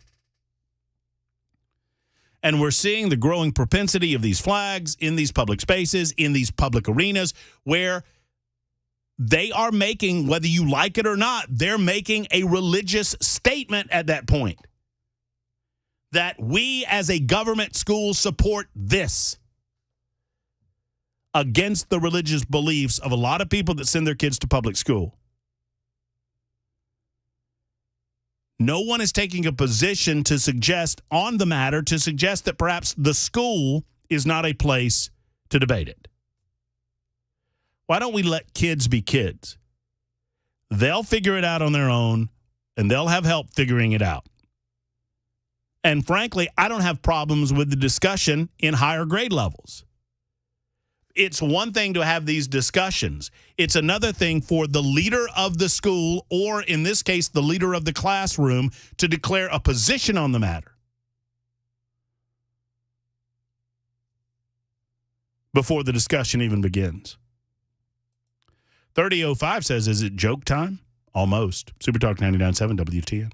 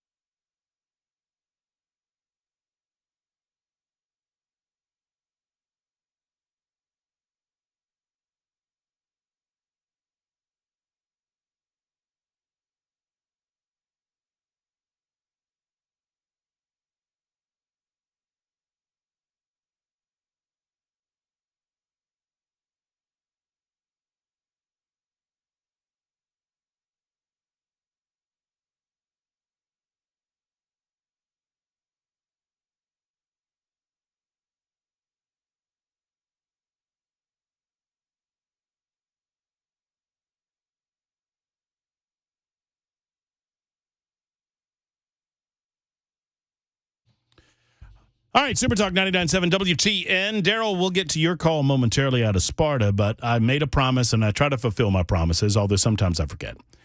But today is not one of those days. And so I promised, in the spirit of not knowing, what do you say, Maury? Maury's back there in the newsroom yapping with Chris Hand, not listening to me. Not Chris Hand, Chris Weber, not listening to me. Bell goes Fanny. I go Fanny. Weber goes Fawny. Mandis calls her, I think Mandis he calls her floats. Booty. He calls her Booty. Booty Willis. Booty Call Willis. Man, I should start the rumor. Most people don't know this, but Dan went out with Fannie Willis years ago. It was hot for a minute. Anyway, what do you go with? Well, just without regard for where I'm going, what do you go with? I go with Fanny. You go with Fanny. But I know it's pronounced funny. Is it? Wait. When you do a newscast and you're talking about that story, you call her Fanny, even though her name's Fawny? Yeah, you get some liberty, you know. I don't know who decided it was Fawny. Fawny? I guess that's what I've. That's what I'm not. I don't understand. Where did you hear that pronounced that way? Do you recall? You know what's funny is I think it was MSNBC. Wow. Wow. So this doesn't help the case. I'm just going to tell my joke and choose to believe that the last 10 seconds did not happen. So here's the joke my grandpa told me that has to do with what we're discussing. So a man and a woman, a couple, they died. It starts off very tragic. It's a horrible, and Bell, you got to give me a little grace on the timing. So he's going to have to wait. Because this will take like 2 minutes. So a gentleman and his wife get into a car accident, and tragically, they die. But they were good and faithful people. They were servants of the Lord. And they went to heaven, to the pearly gates. And they were met by St. Peter. And St. Peter said, well, things are a little bit different than perceptions on earth. When you die as a couple, you enter the pearly gates as a couple as well. The book gets checked together. So you go in the couple's line, if you will. And so they go off together as a couple, and they're standing in line. And as they're standing in line, there's the good book, and they're checking the names from the good book. And the gentleman just overhears some of the conversation that's going on. And a couple of people in front of them, the St. Peter's looking at the book, and he says, sir, I can't let you in. I'm sorry to say that you worshipped money all of your life. You worshipped money and loved money so much you married a woman named Penny. No, sir, we can't have that. I need you to step aside. And so the next couple comes up, and St. Peter's looking through the list here, and he goes, gosh, sir, I'm sorry to tell you that we can't let you in. You put liquor above everything in your life. You loved liquor so much that you married a woman named Brandy. We can't let you in here. And the guy's looking over at his wife, and he goes, you know what, Fanny, let's get the hell out of here. I was like 16 years old. My grandpa told me that joke. You know what, Fanny, let's get the hell. That's good. That's my Fanny joke. It's because booty. 1881 says it was so Fanny, I forgot to laugh. Yeah, see what you did there. One more hour to go on the Murphy Show. Here comes news on Super Talk 99.7 WTN. We'll get into more headlines right after this. Stand by.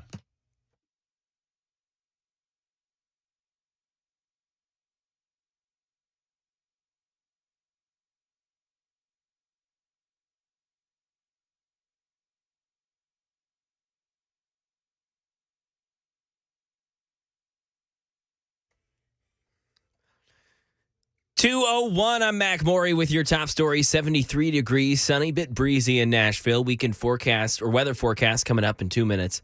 Right now in Tennessee, Covenant School received a bomb threat this morning via email. The threat was sent around 6 a.m. this morning. The school was cleared around 11, and at their temporary site, this is in Brentwood, the school's plans to return to their main campus in mid-April.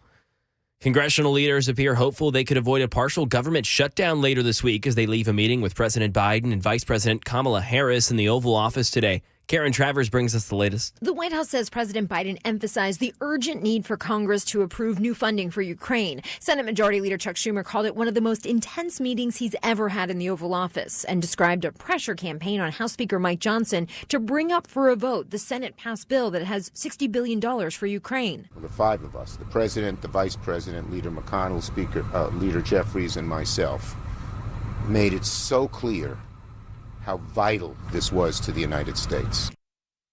Community support for a Northern California bakery after a last-minute canceled order by Tesla has turned into a surge in orders, and now Elon Musk is involved, saying he's making things right. Here's Alex Stone. When word got out that San Jose bakery The Giving Pies was left on the hook for thousands of dollars after Tesla placed a huge order for a company event, 4,000 mini pies, and then canceled the order after the ingredients had already been bought, the community rallied. The small bakery's story went viral on social media. Owner Vladny Rossiteranera. I don't think I have any words to say how grateful I am. Tesla is now paying the bill and even hiring her to cater future events. And that is the latest news. Weather's next. I'm Mac Morey, WTN News.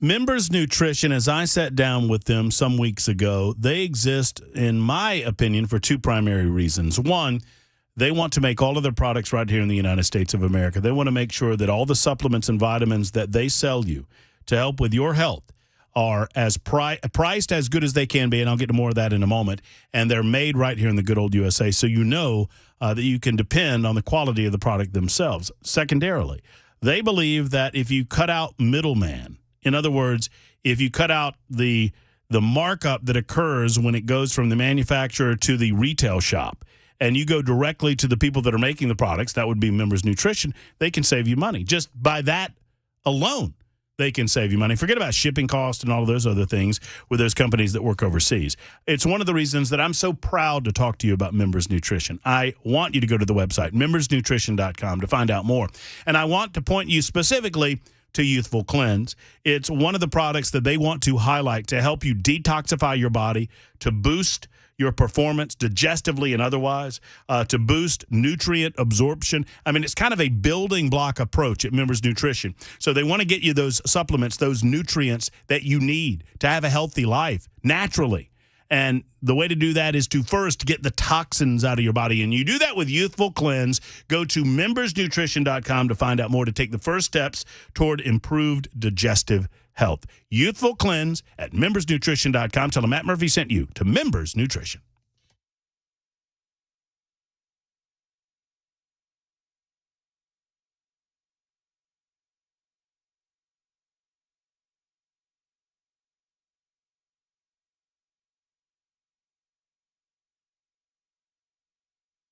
That one's for you, pal. You look stupid. Yeah, get ready, Bal. You're in for a problem. Hey, it's the Matt Murphy Show, Super Talk 99.7 WTN. We'll get into Google Gemini. Have you heard about... Yeah, that's right. That's exactly right. That's exactly right, Mr. President. Truer words have never been spoken, sir. I mean, you've lost your mind since you said that, but that's only a couple of years ago. Joe Biden. Yeah, I hear you.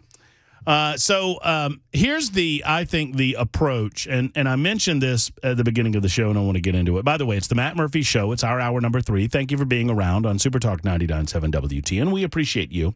Whatever time you're able to give us, we thank you for that. We're found in a variety of places. You can find us on the radio dial, 99.7 FM. You can also find us on whatever streaming platform you use to stream music or information. You can find us. Go to Supertalk 99.7 WTN. Thirdly, you can download our app and take us wherever you go. Go to your app store and download Supertalk 99.7 WTN, or you can watch on TV. You can see my ugly face do this show for 3 hours a day on television. You will not see Headless Bell, which is why we call him Headless Bell. Have you seen Mac Morey do the news on television? I've started pulling Are you talking up. about Super Talk TV? Yeah, I'm talking about the television side of things. Yeah, I watch him every time. Have you seen the little ticks that he has when he's listening to actualities? The little ticks. Just thought he had Tourette's. That's TIC, not TSEK. If he had TSEK, that'd be a problem. TSC's not a problem. You have any tax? I do. No. This is my Mac. Don't make me laugh. This is my Mac Morey. This is my Mac Morey. It's like And in other news, Joe Biden's acting like an idiot. Aaron Katursky has more.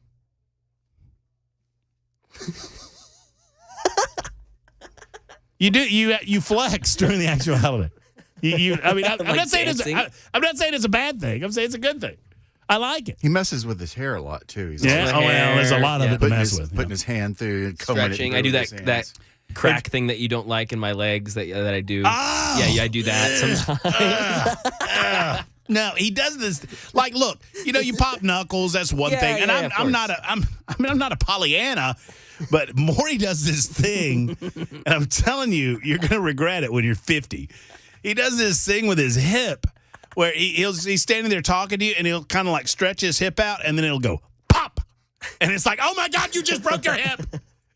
He does all that movement stuff, everything, because he knows Hannah's watching. He wants to look sexy for her. That's right. But the problem is he usually gets a text from his mom going, "Oh, you're so cute." Oh. Yeah, that's probably that's probably true. Probably is. What are you wearing for KC today, by the way? What do you got? Oh, yeah. Wait. Give me 1 second. Can I get him on television, by the way, now that we're talking to him? I mean, I know Headless Bell, you don't like being on TV. Can we have a little something, please? If you're watching on the Super Talk side of things, we're trying to get Bell to offer us. We use this shot so little. So this is a Chiefs sweatshirt. Now, there's something cool about this one that I'm glad I'm on Super Talk. There we go. That's a sweatshirt? Because it now looks get like ready. a jacket. Get ready. This is great for games as a layer. I don't want the headphones on, so I can't hear you. But I zip all the way. Tony just wrote in, he's so cute. 0388 said, too much twerking, Mac. I don't. You can't see through that. I can see. You can see through that? Give it to me. Let me see this. It's up. Refresh your page. Refresh your page. No, I'm just behind on the. What? And you can actually see in that? That makes me very, very uncomfortable. That's weird. You can see through? Yeah, it's like good for a layer at a game. He looks like a Kansas City Power Ranger. This was good for when we used to be really bad and you just didn't want to watch anymore. Guys, this is, it's like the paper bag. It's like the old Saints paper bag, right? Exactly, and you can speak through it. You sound good. Yeah, really. Yeah, it's pretty crazy. I think you should do that for the rest of the show. That's a good one for you. I'm aboard. Maybe not. So that's actually designed for cold weather, right? Yeah. Well, yeah. That's pretty cool. Let me see a side view before you take it off. A little side action. What do you got on the side there? Let me see. Little stripe. Oh, that's good. Yellow stripe. It's classic. Good. Yeah, it's a good one. It's a good one. Thank you. I'm surprised. What day are you on now? Surprised. Day 11. Is it only day 11? I know. It's only been 11 days since the 49ers allowed the Chiefs. Oh, my gosh. It's only been 47. It's only been 11 days since the 46th president of the United States, Joe Biden, single-handedly ripped the San Francisco 49ers Super Bowl away from them and handed it to the Chiefs so Taylor Swift would support him in the 2024 election. That's exactly right. After what you told me yesterday, the discussion we had about the overtime rules, I think there's a good argument to be made that they did give it up. No, it's bad coaching. Is this the 49ers decision not to give the ball? And then their team not knowing the rules in overtime. Yeah. Well, so the team didn't know that the game would go to a second overtime with your possession because of your first possession rule? Yeah, their fullback, Kyle Juszczyk, there's him Admitted it? Yeah, well, there's him on the NFL Films on the sideline going, hey, did you know if we score a touchdown, they get the ball again? That's embarrassing. It is embarrassing. It's very embarrassing. And the guy's like, the other teammate's like, yeah. He's like, oh, I didn't know that. And Matt gave me a full class yesterday on NFL rules and explained it all to me. That's very embarrassing for the 49ers. The only thing that would be more embarrassing is if, like, one of your star players started pushing your coach and tried to push him to the ground, screaming at him and yelling at him. That would even be more embarrassing, but that's pretty embarrassing. That's pretty embarrassing. Yeah, you got the ring. What do you care? So if you don't know, Mac, in addition to his news duties in the afternoon, if you miss him on Chris Hand's show, he's Chris Hand's producer, and they've got a thing going where he is wearing as many Kansas City Chiefs clothing items as he can on a daily basis to see how long he can go. Yep. No, and that is true. Nobody that is a fact. Nobody cares. And this is a really, really good. Do you think your KC hoodie, whatever that? I mean, where did you get that? Oh, this one was a gift probably from my mom. I'm thinking I'm going to buy one of those for Headless Bell so we can wear those on Super Talk TV. That's a great idea. Huh? That is it. I mean, but when you put that thing together, if you're not watching on Super Talk TV, you can find us YouTube, Facebook, Twitter, Twitch. Please. Go to YouTube, Facebook, Twitter, Twitch. Find this segment of the show and look at McMorrin and tell me that he doesn't look like Daft Punk. I mean, it reminds me of Daft Punk. Totally. It's. I've never thought about that. I love that. Kind of creepy in that way. But Bell K could wear one. Yeah, you could never tell what he looks like or. Bell, I take your silence to mean you're in full support of this idea. Thank you. Good. No, it's great to hear. It's awesome. No, it's great. Yeah, I 100% agree with everything, and I will be capitulating not at all. We're direct democracy on this show, and the wolves just voted the sheep for dinner. Okay, Democrat strategy. Let's get into this because I understand that many of you feel good about our prospects in 2024. And by the way, while I'm thinking about it, does it bother anyone else what Congressman Mark Green did yesterday? I like Mark Green. Don't get me wrong. Does it bother anyone else that on Valentine's Day he's now saying he's reconsidering whether he's running or not? Oh, well, yeah, that's a little. I found that a little funky. It's like why wasn't this decision well thought out before you announced it? Right. So maybe we were. A lot of people suggested that we were responsible for his announcement. Remember that? Well, yeah, it did come right after you basically browbeat him on the air. I didn't browbeat him. He responded as if I were browbeating him. I was asking a question, a legit question. So, backstory. We had Mark on the show. You kept calling him Mark Yella. I did not. That's not true. I did not call him Mark Yella. I called him Mark Green, Congressman Mark Green, American patriot. So I pressed him on what this Mike Turner fella with intelligence was talking about. And I haven't seen it, and I wouldn't give you classified information. I'm not asking you for classified information. We had a little bit of a back and forth, but we repaired it by the end of the interview. And I've had communication with Mark since then, and we're all good. But right on the heels of that discussion, he announces that he's not going to run again for Congress. That he's determined that the fix is not in Washington. The problem is Washington, and you can only fix Washington from the outside looking in, not the other way around. And okay, fine. I mean, many people speculated that Mark Green was getting ready to potentially serve in a Trump administration and to potentially offer himself up for public service with the governor. But I don't know where the latest is coming from, where he makes the announcement that he will not run again for Congress in the 7th Congressional District. And now here 2 weeks later, yesterday afternoon, as a matter of fact, around this time, yesterday afternoon, it was announced that Mark Green was, quote, considering or reconsidering his decision not to run for re-election.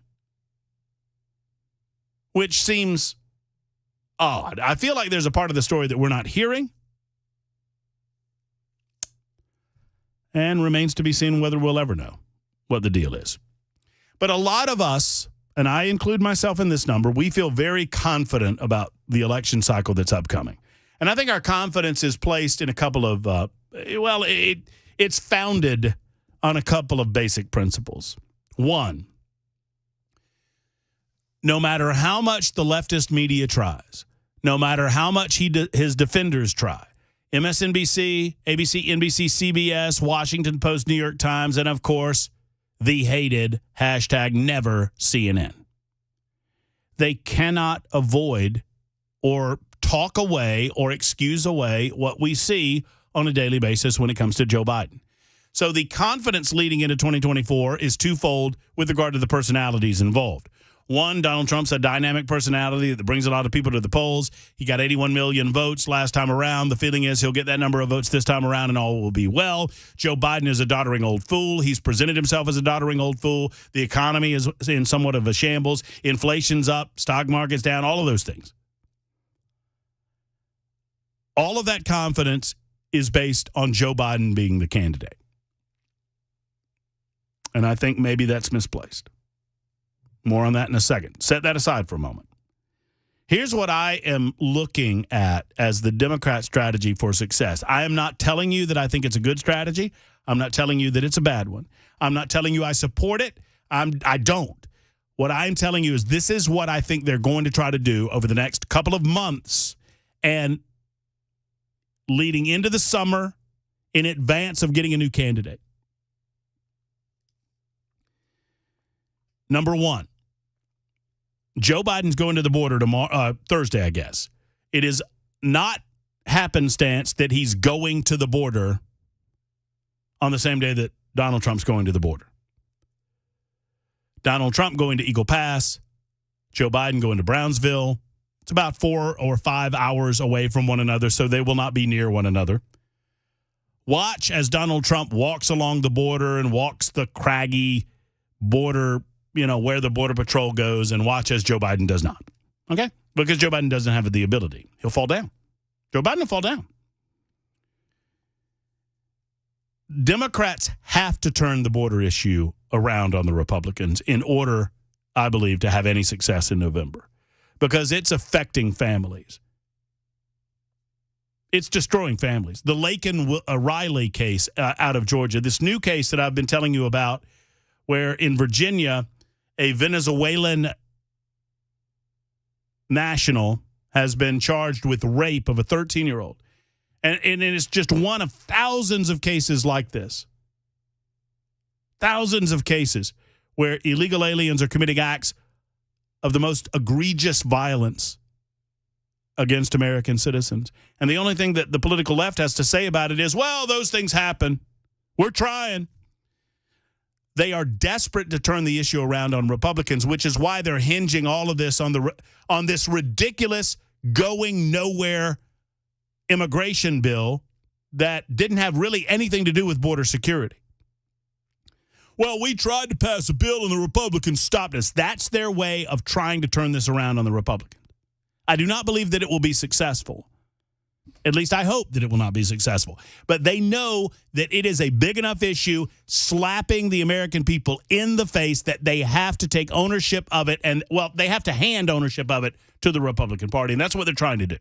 I've yet to see any Republican look at any Democrat and say, your party has told us for 3 years that there is no border crisis. The border is secure. Why is this bill suddenly so necessary? Right. You could just totally disarm them with that.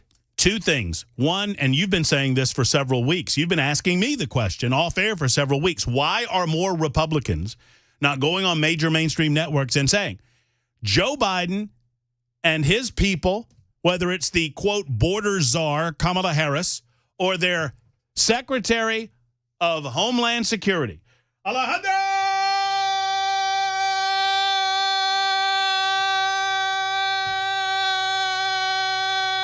Mayorkas.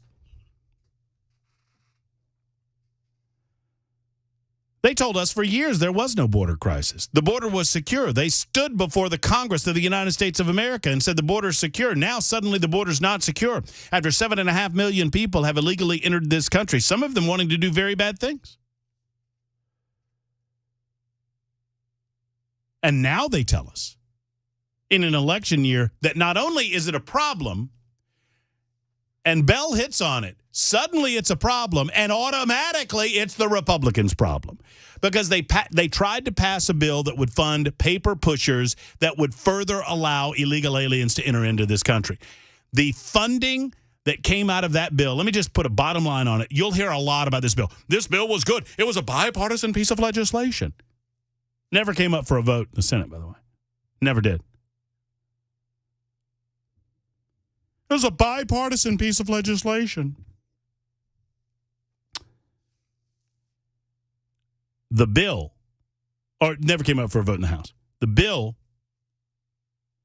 would have funded and facilitated illegal border crossings to the tune of a minimum of 5,000 a day.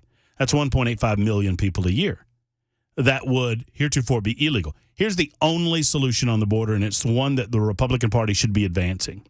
That we need a 6-month to a 1 year, and I don't have a problem with either. Let's say 1 year, although some might take exception with it.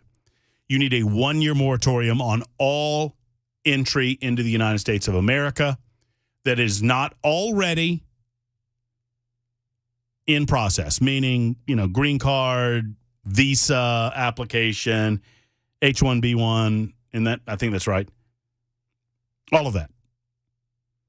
We need to eliminate all asylum claims for a temporary period of time using the emergency powers that exist with the United States of America. There is nothing that suggests that we have to take anybody here. There's nothing that suggests that anything previously passed by Congress is a suicide pact, which is what it's become. This asylum loophole has become a suicide pact. And I'm not bound by it. I'll tell you what the other thing that they're going to use against Republicans in just a moment, but I'm late right now. It's 2:24. Super Talk 99.7 WTN.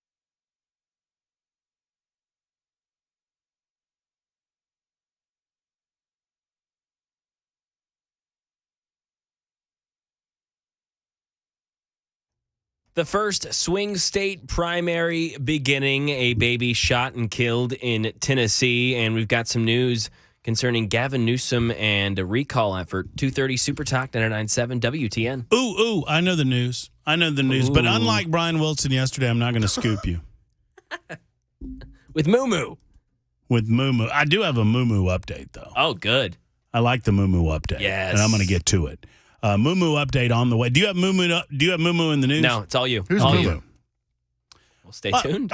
Belle, I'm so glad you asked. I will alert you to Mumu, who Mumu is, who Mumu is not, and why Mumu is in the news.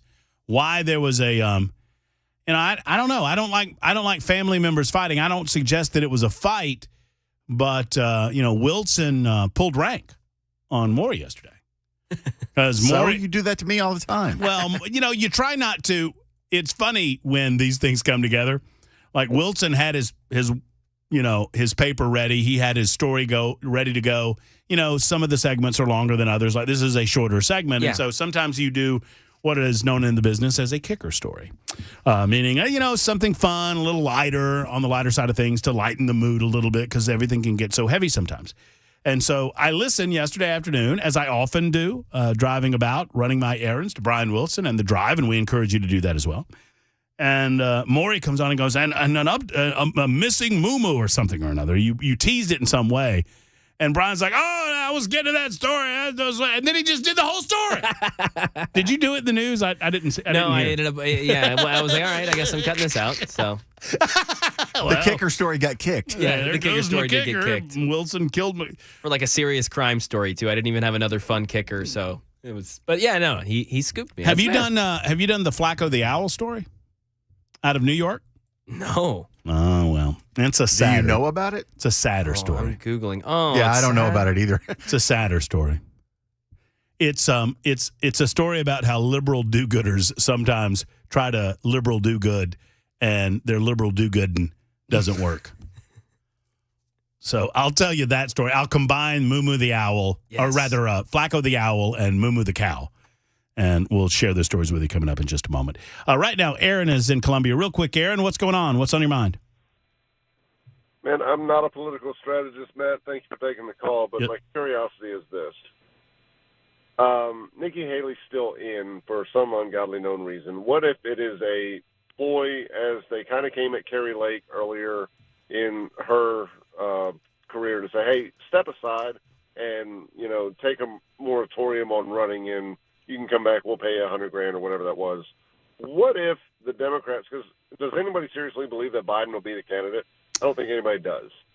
But what if they're trying to see if we can stage Nikki Haley to make a swap for the Democrat Party, run her, then you take those votes from Trump, and you have all the Democrat voters and the money that comes with that to push towards them. I don't know if that's feasible, but just kind of the thought that keeps pinging around inside my head.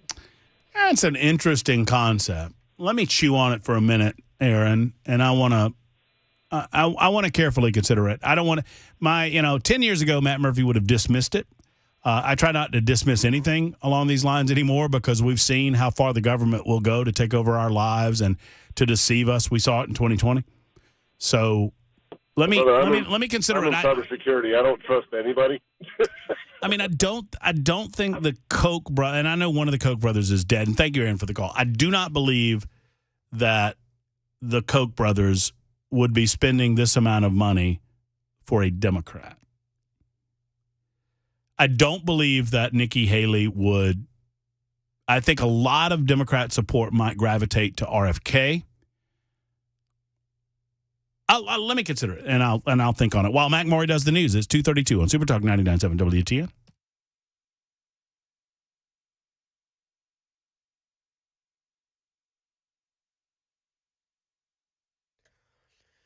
$2:32. I'm Mac Maury with your top story. 73 degrees, a bit breezy in Nashville. We got a weather forecast coming your way. Voters in Michigan heading to the polls in the first critical swing state primary. President Biden facing a lot of opposition there, with many voters furious over his support for Israel and inability to produce a ceasefire in Gaza. Here's Zoreen Shah in Detroit on voters there. One thing that's really interesting is I haven't seen one Arab or Muslim person in this area. We know they are a big part of the story, but a lot of the people we've been speaking to are people outside of that community who have really strong feelings. So why are they upset? Well, they want a ceasefire. That's what they want the president to call for, the people who are voting uncommitted. And they also want to see fewer deaths and injuries. Right now, there's about 100,000 deaths and injuries in Gaza, according to the Hamas-run health ministry, and they're incredibly frustrated seeing those numbers. Right now in Tennessee, a baby was shot and killed at a home in Clarksville on Sunday. Officers arrived at the home on Citadel Drive just after noon to find that baby dead at the scene. The investigation there remains ongoing. 3 years after the last large and expensive recall efforts failed, there's a new recall effort in California to toss Gavin Newsom out of office. Alex Stone reports from L.A. Conservative activists here in California are trying to get another recall vote on the ballot. Newsom overwhelmingly beat the last recall effort, but Rescue California argues it has new fodder. They claim Newsom has abandoned California to instead focus on one day running for the White House. Ann Hyde Dunsmore is with Rescue California. Highest homeless rates, highest taxes. Newsom countering in a tweet, he says Trump Republicans are launching another wasteful recall campaign. And that is the latest news. Weather's next. I'm Mac Morey, WTN News.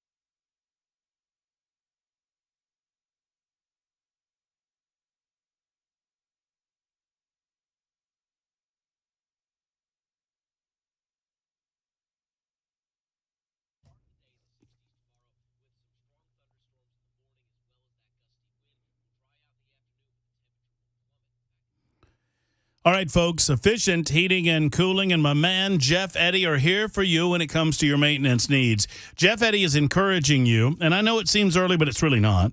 It's the end of February. March is here. Hotter conditions are coming.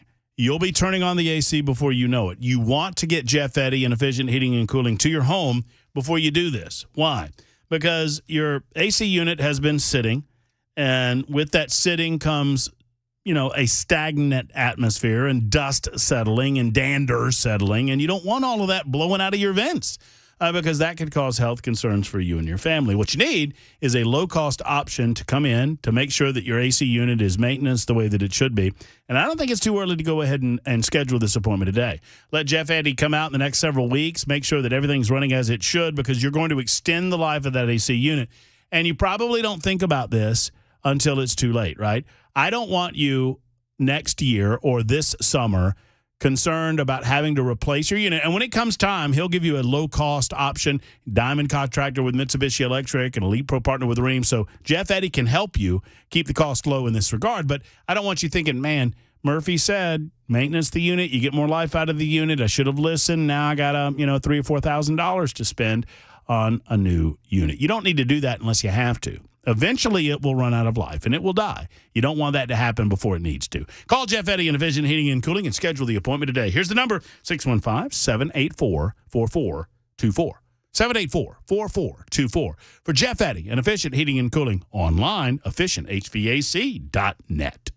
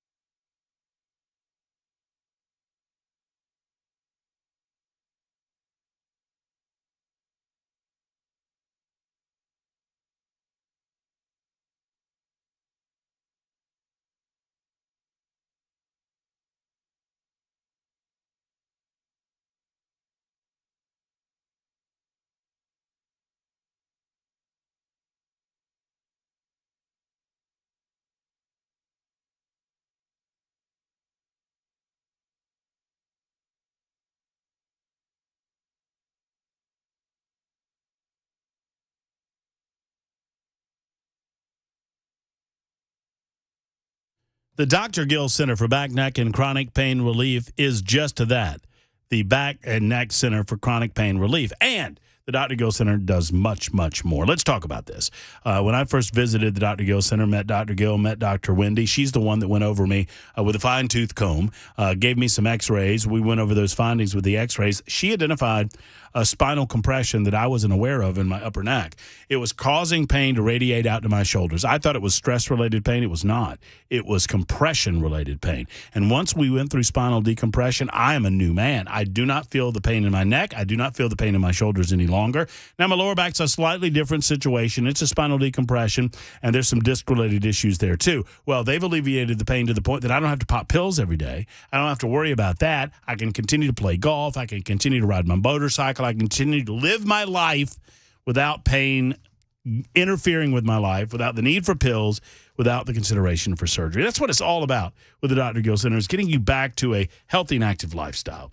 Give them a call today and schedule that appointment that you've been thinking about. Let's get pain-free in 2024. 615-882-4838. 882-4838. It's the Dr. Gill Center for Back, Neck, and Chronic Pain Relief, located in Franklin.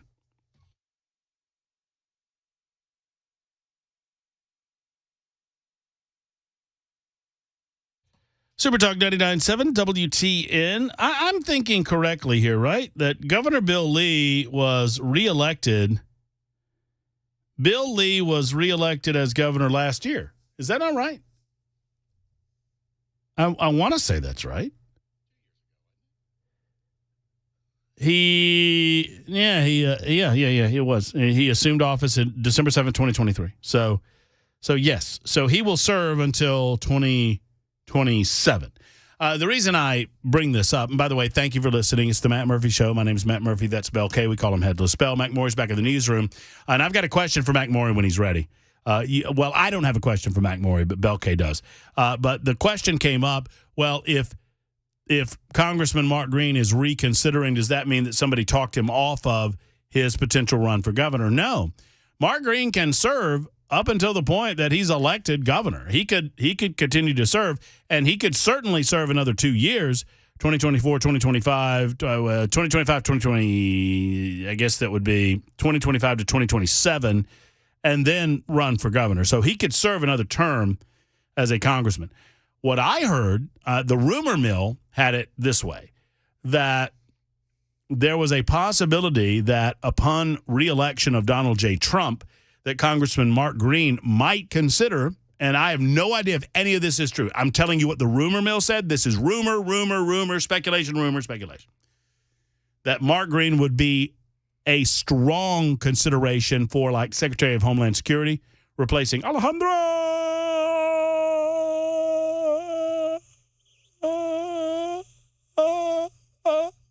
Mayorkas. So who knows? I don't know.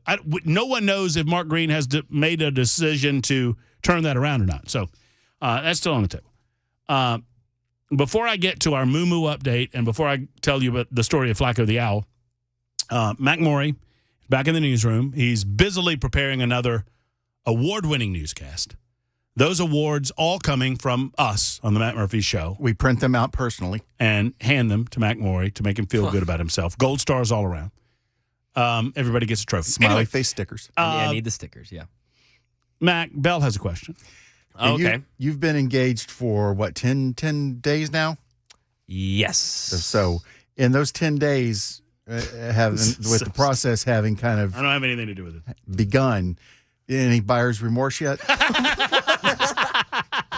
my gosh. No. None? Not even a little? I'm not buying anything or anyone. All right. Well, then, more importantly, do you think Hannah has any buyer's remorse? That I can't speak to, but there may be some legitimacy there. You know, I don't know about you, Bell, but I can tell a change. I think there's been a change. Oh, yeah. You can see it. He's much more subservient. Yeah, that's right. I've caught him on a couple of occasions muttering, "Yes, dear." Just walking by. Yes, dear. Ma'am. Yes, ma'am. Sure. You will. I can hear her now. Did you hear what I said? It doesn't matter, honey. Whatever you want. You have begun the long process, the long learning curve in discovering that there are very, very, very, very How many varies is that? 12. Very few hills worth dying on. Yes. Very few hills worth dying on. And, I feel like the once great, now disgraced comedian Bill Cosby had this right, that the sooner you learn to embrace your deafness, the better. You know what I'm saying? You just become deaf to everything around you. All the activity going on around you. Just become deaf to it. And when she comes down the stairs or wherever you might be in your secluded area and says, listen to me now, Maury. And this is not Hannah, by the way. Hannah can't help this. Women it's a natural thing. It just happens. But when she says these words to you, didn't you hear me calling you? The answer is always, hear me now. What? No. What? No. What? Oh, my gosh. No. No. Of course. I would have been there. You say that as you're getting up. As you're getting up. Yeah, what? yeah. No. What? Just no matter how loud, no matter how direct. What? What? No. Oh, my gosh. I didn't hear you. Hey, spokesperson, here's an update on the Mumu saga. Yeah. I'm a little disappointed, Belle, that you've not. Brian Wilson had a lot of moos in the background during his telling of this story. That's all I'm saying. Well, he's got livestock all over that show. Well, that's true. He's out in, what does he call it? Bucolic water. Bucolic, yeah. I have an update on the story of Mumu that you first heard right here at Super Talk 99.7 WTN. So the backstory was a cow named Mumu. As an aside, I feel like we could have done better than Mumu. As a name? As a name. Oh, okay. Sounds like a 5-year-old name. I always like, especially if you're going to keep it as a pet or whatever, name it like hamburger. Medium rare. Yeah. Sirloin. A cow named Mumu was missing from a mini farm along Old Lebanon Dirt Road in Mount Juliet, my neck of the woods. The cow, black, white spots, beautiful looking cow, yellow tag on its ear with the number 48. The male cow was last seen in the Kelsey Glen neighborhood, Mount Juliet police said. Officers said Mumu, friendly, responds to his name. Not fond of other males, however, like most of us in the male category. Other male cows or male people? It doesn't really say. The story's from Fox 17, and I wondered the same thing, Belle. Like all other males, like if my dog walked up to Mumu, would Mumu not be responsive to that? But it is of no matter at this point because, ladies and gentlemen, Mumu has been found. Yay! Yay! Spokesperson for the, there you go. I wonder if Mumu's, I guess Mumu's fellow cows probably aren't very happy with this. They love it when they get an escapee.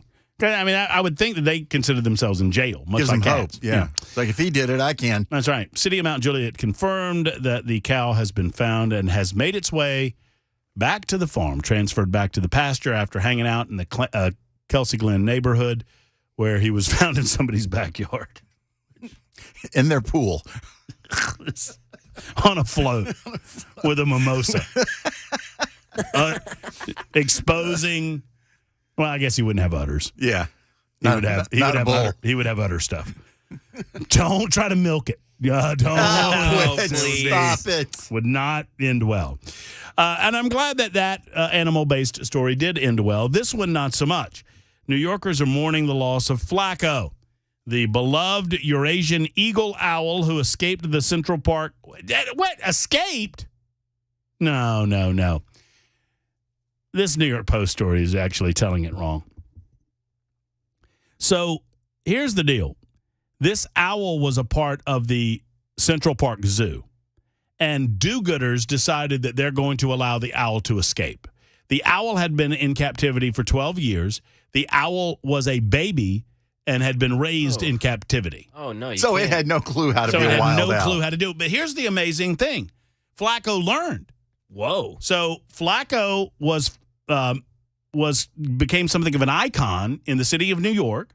Flaco utilized his own natural instincts and the resources around him, namely pigeons and rats.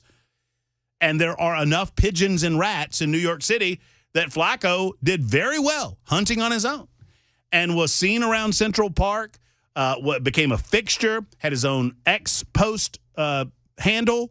I mean, Flaco was a local hero in the year. So some do-gooders came in and they cut his cage, and they still haven't found who did it.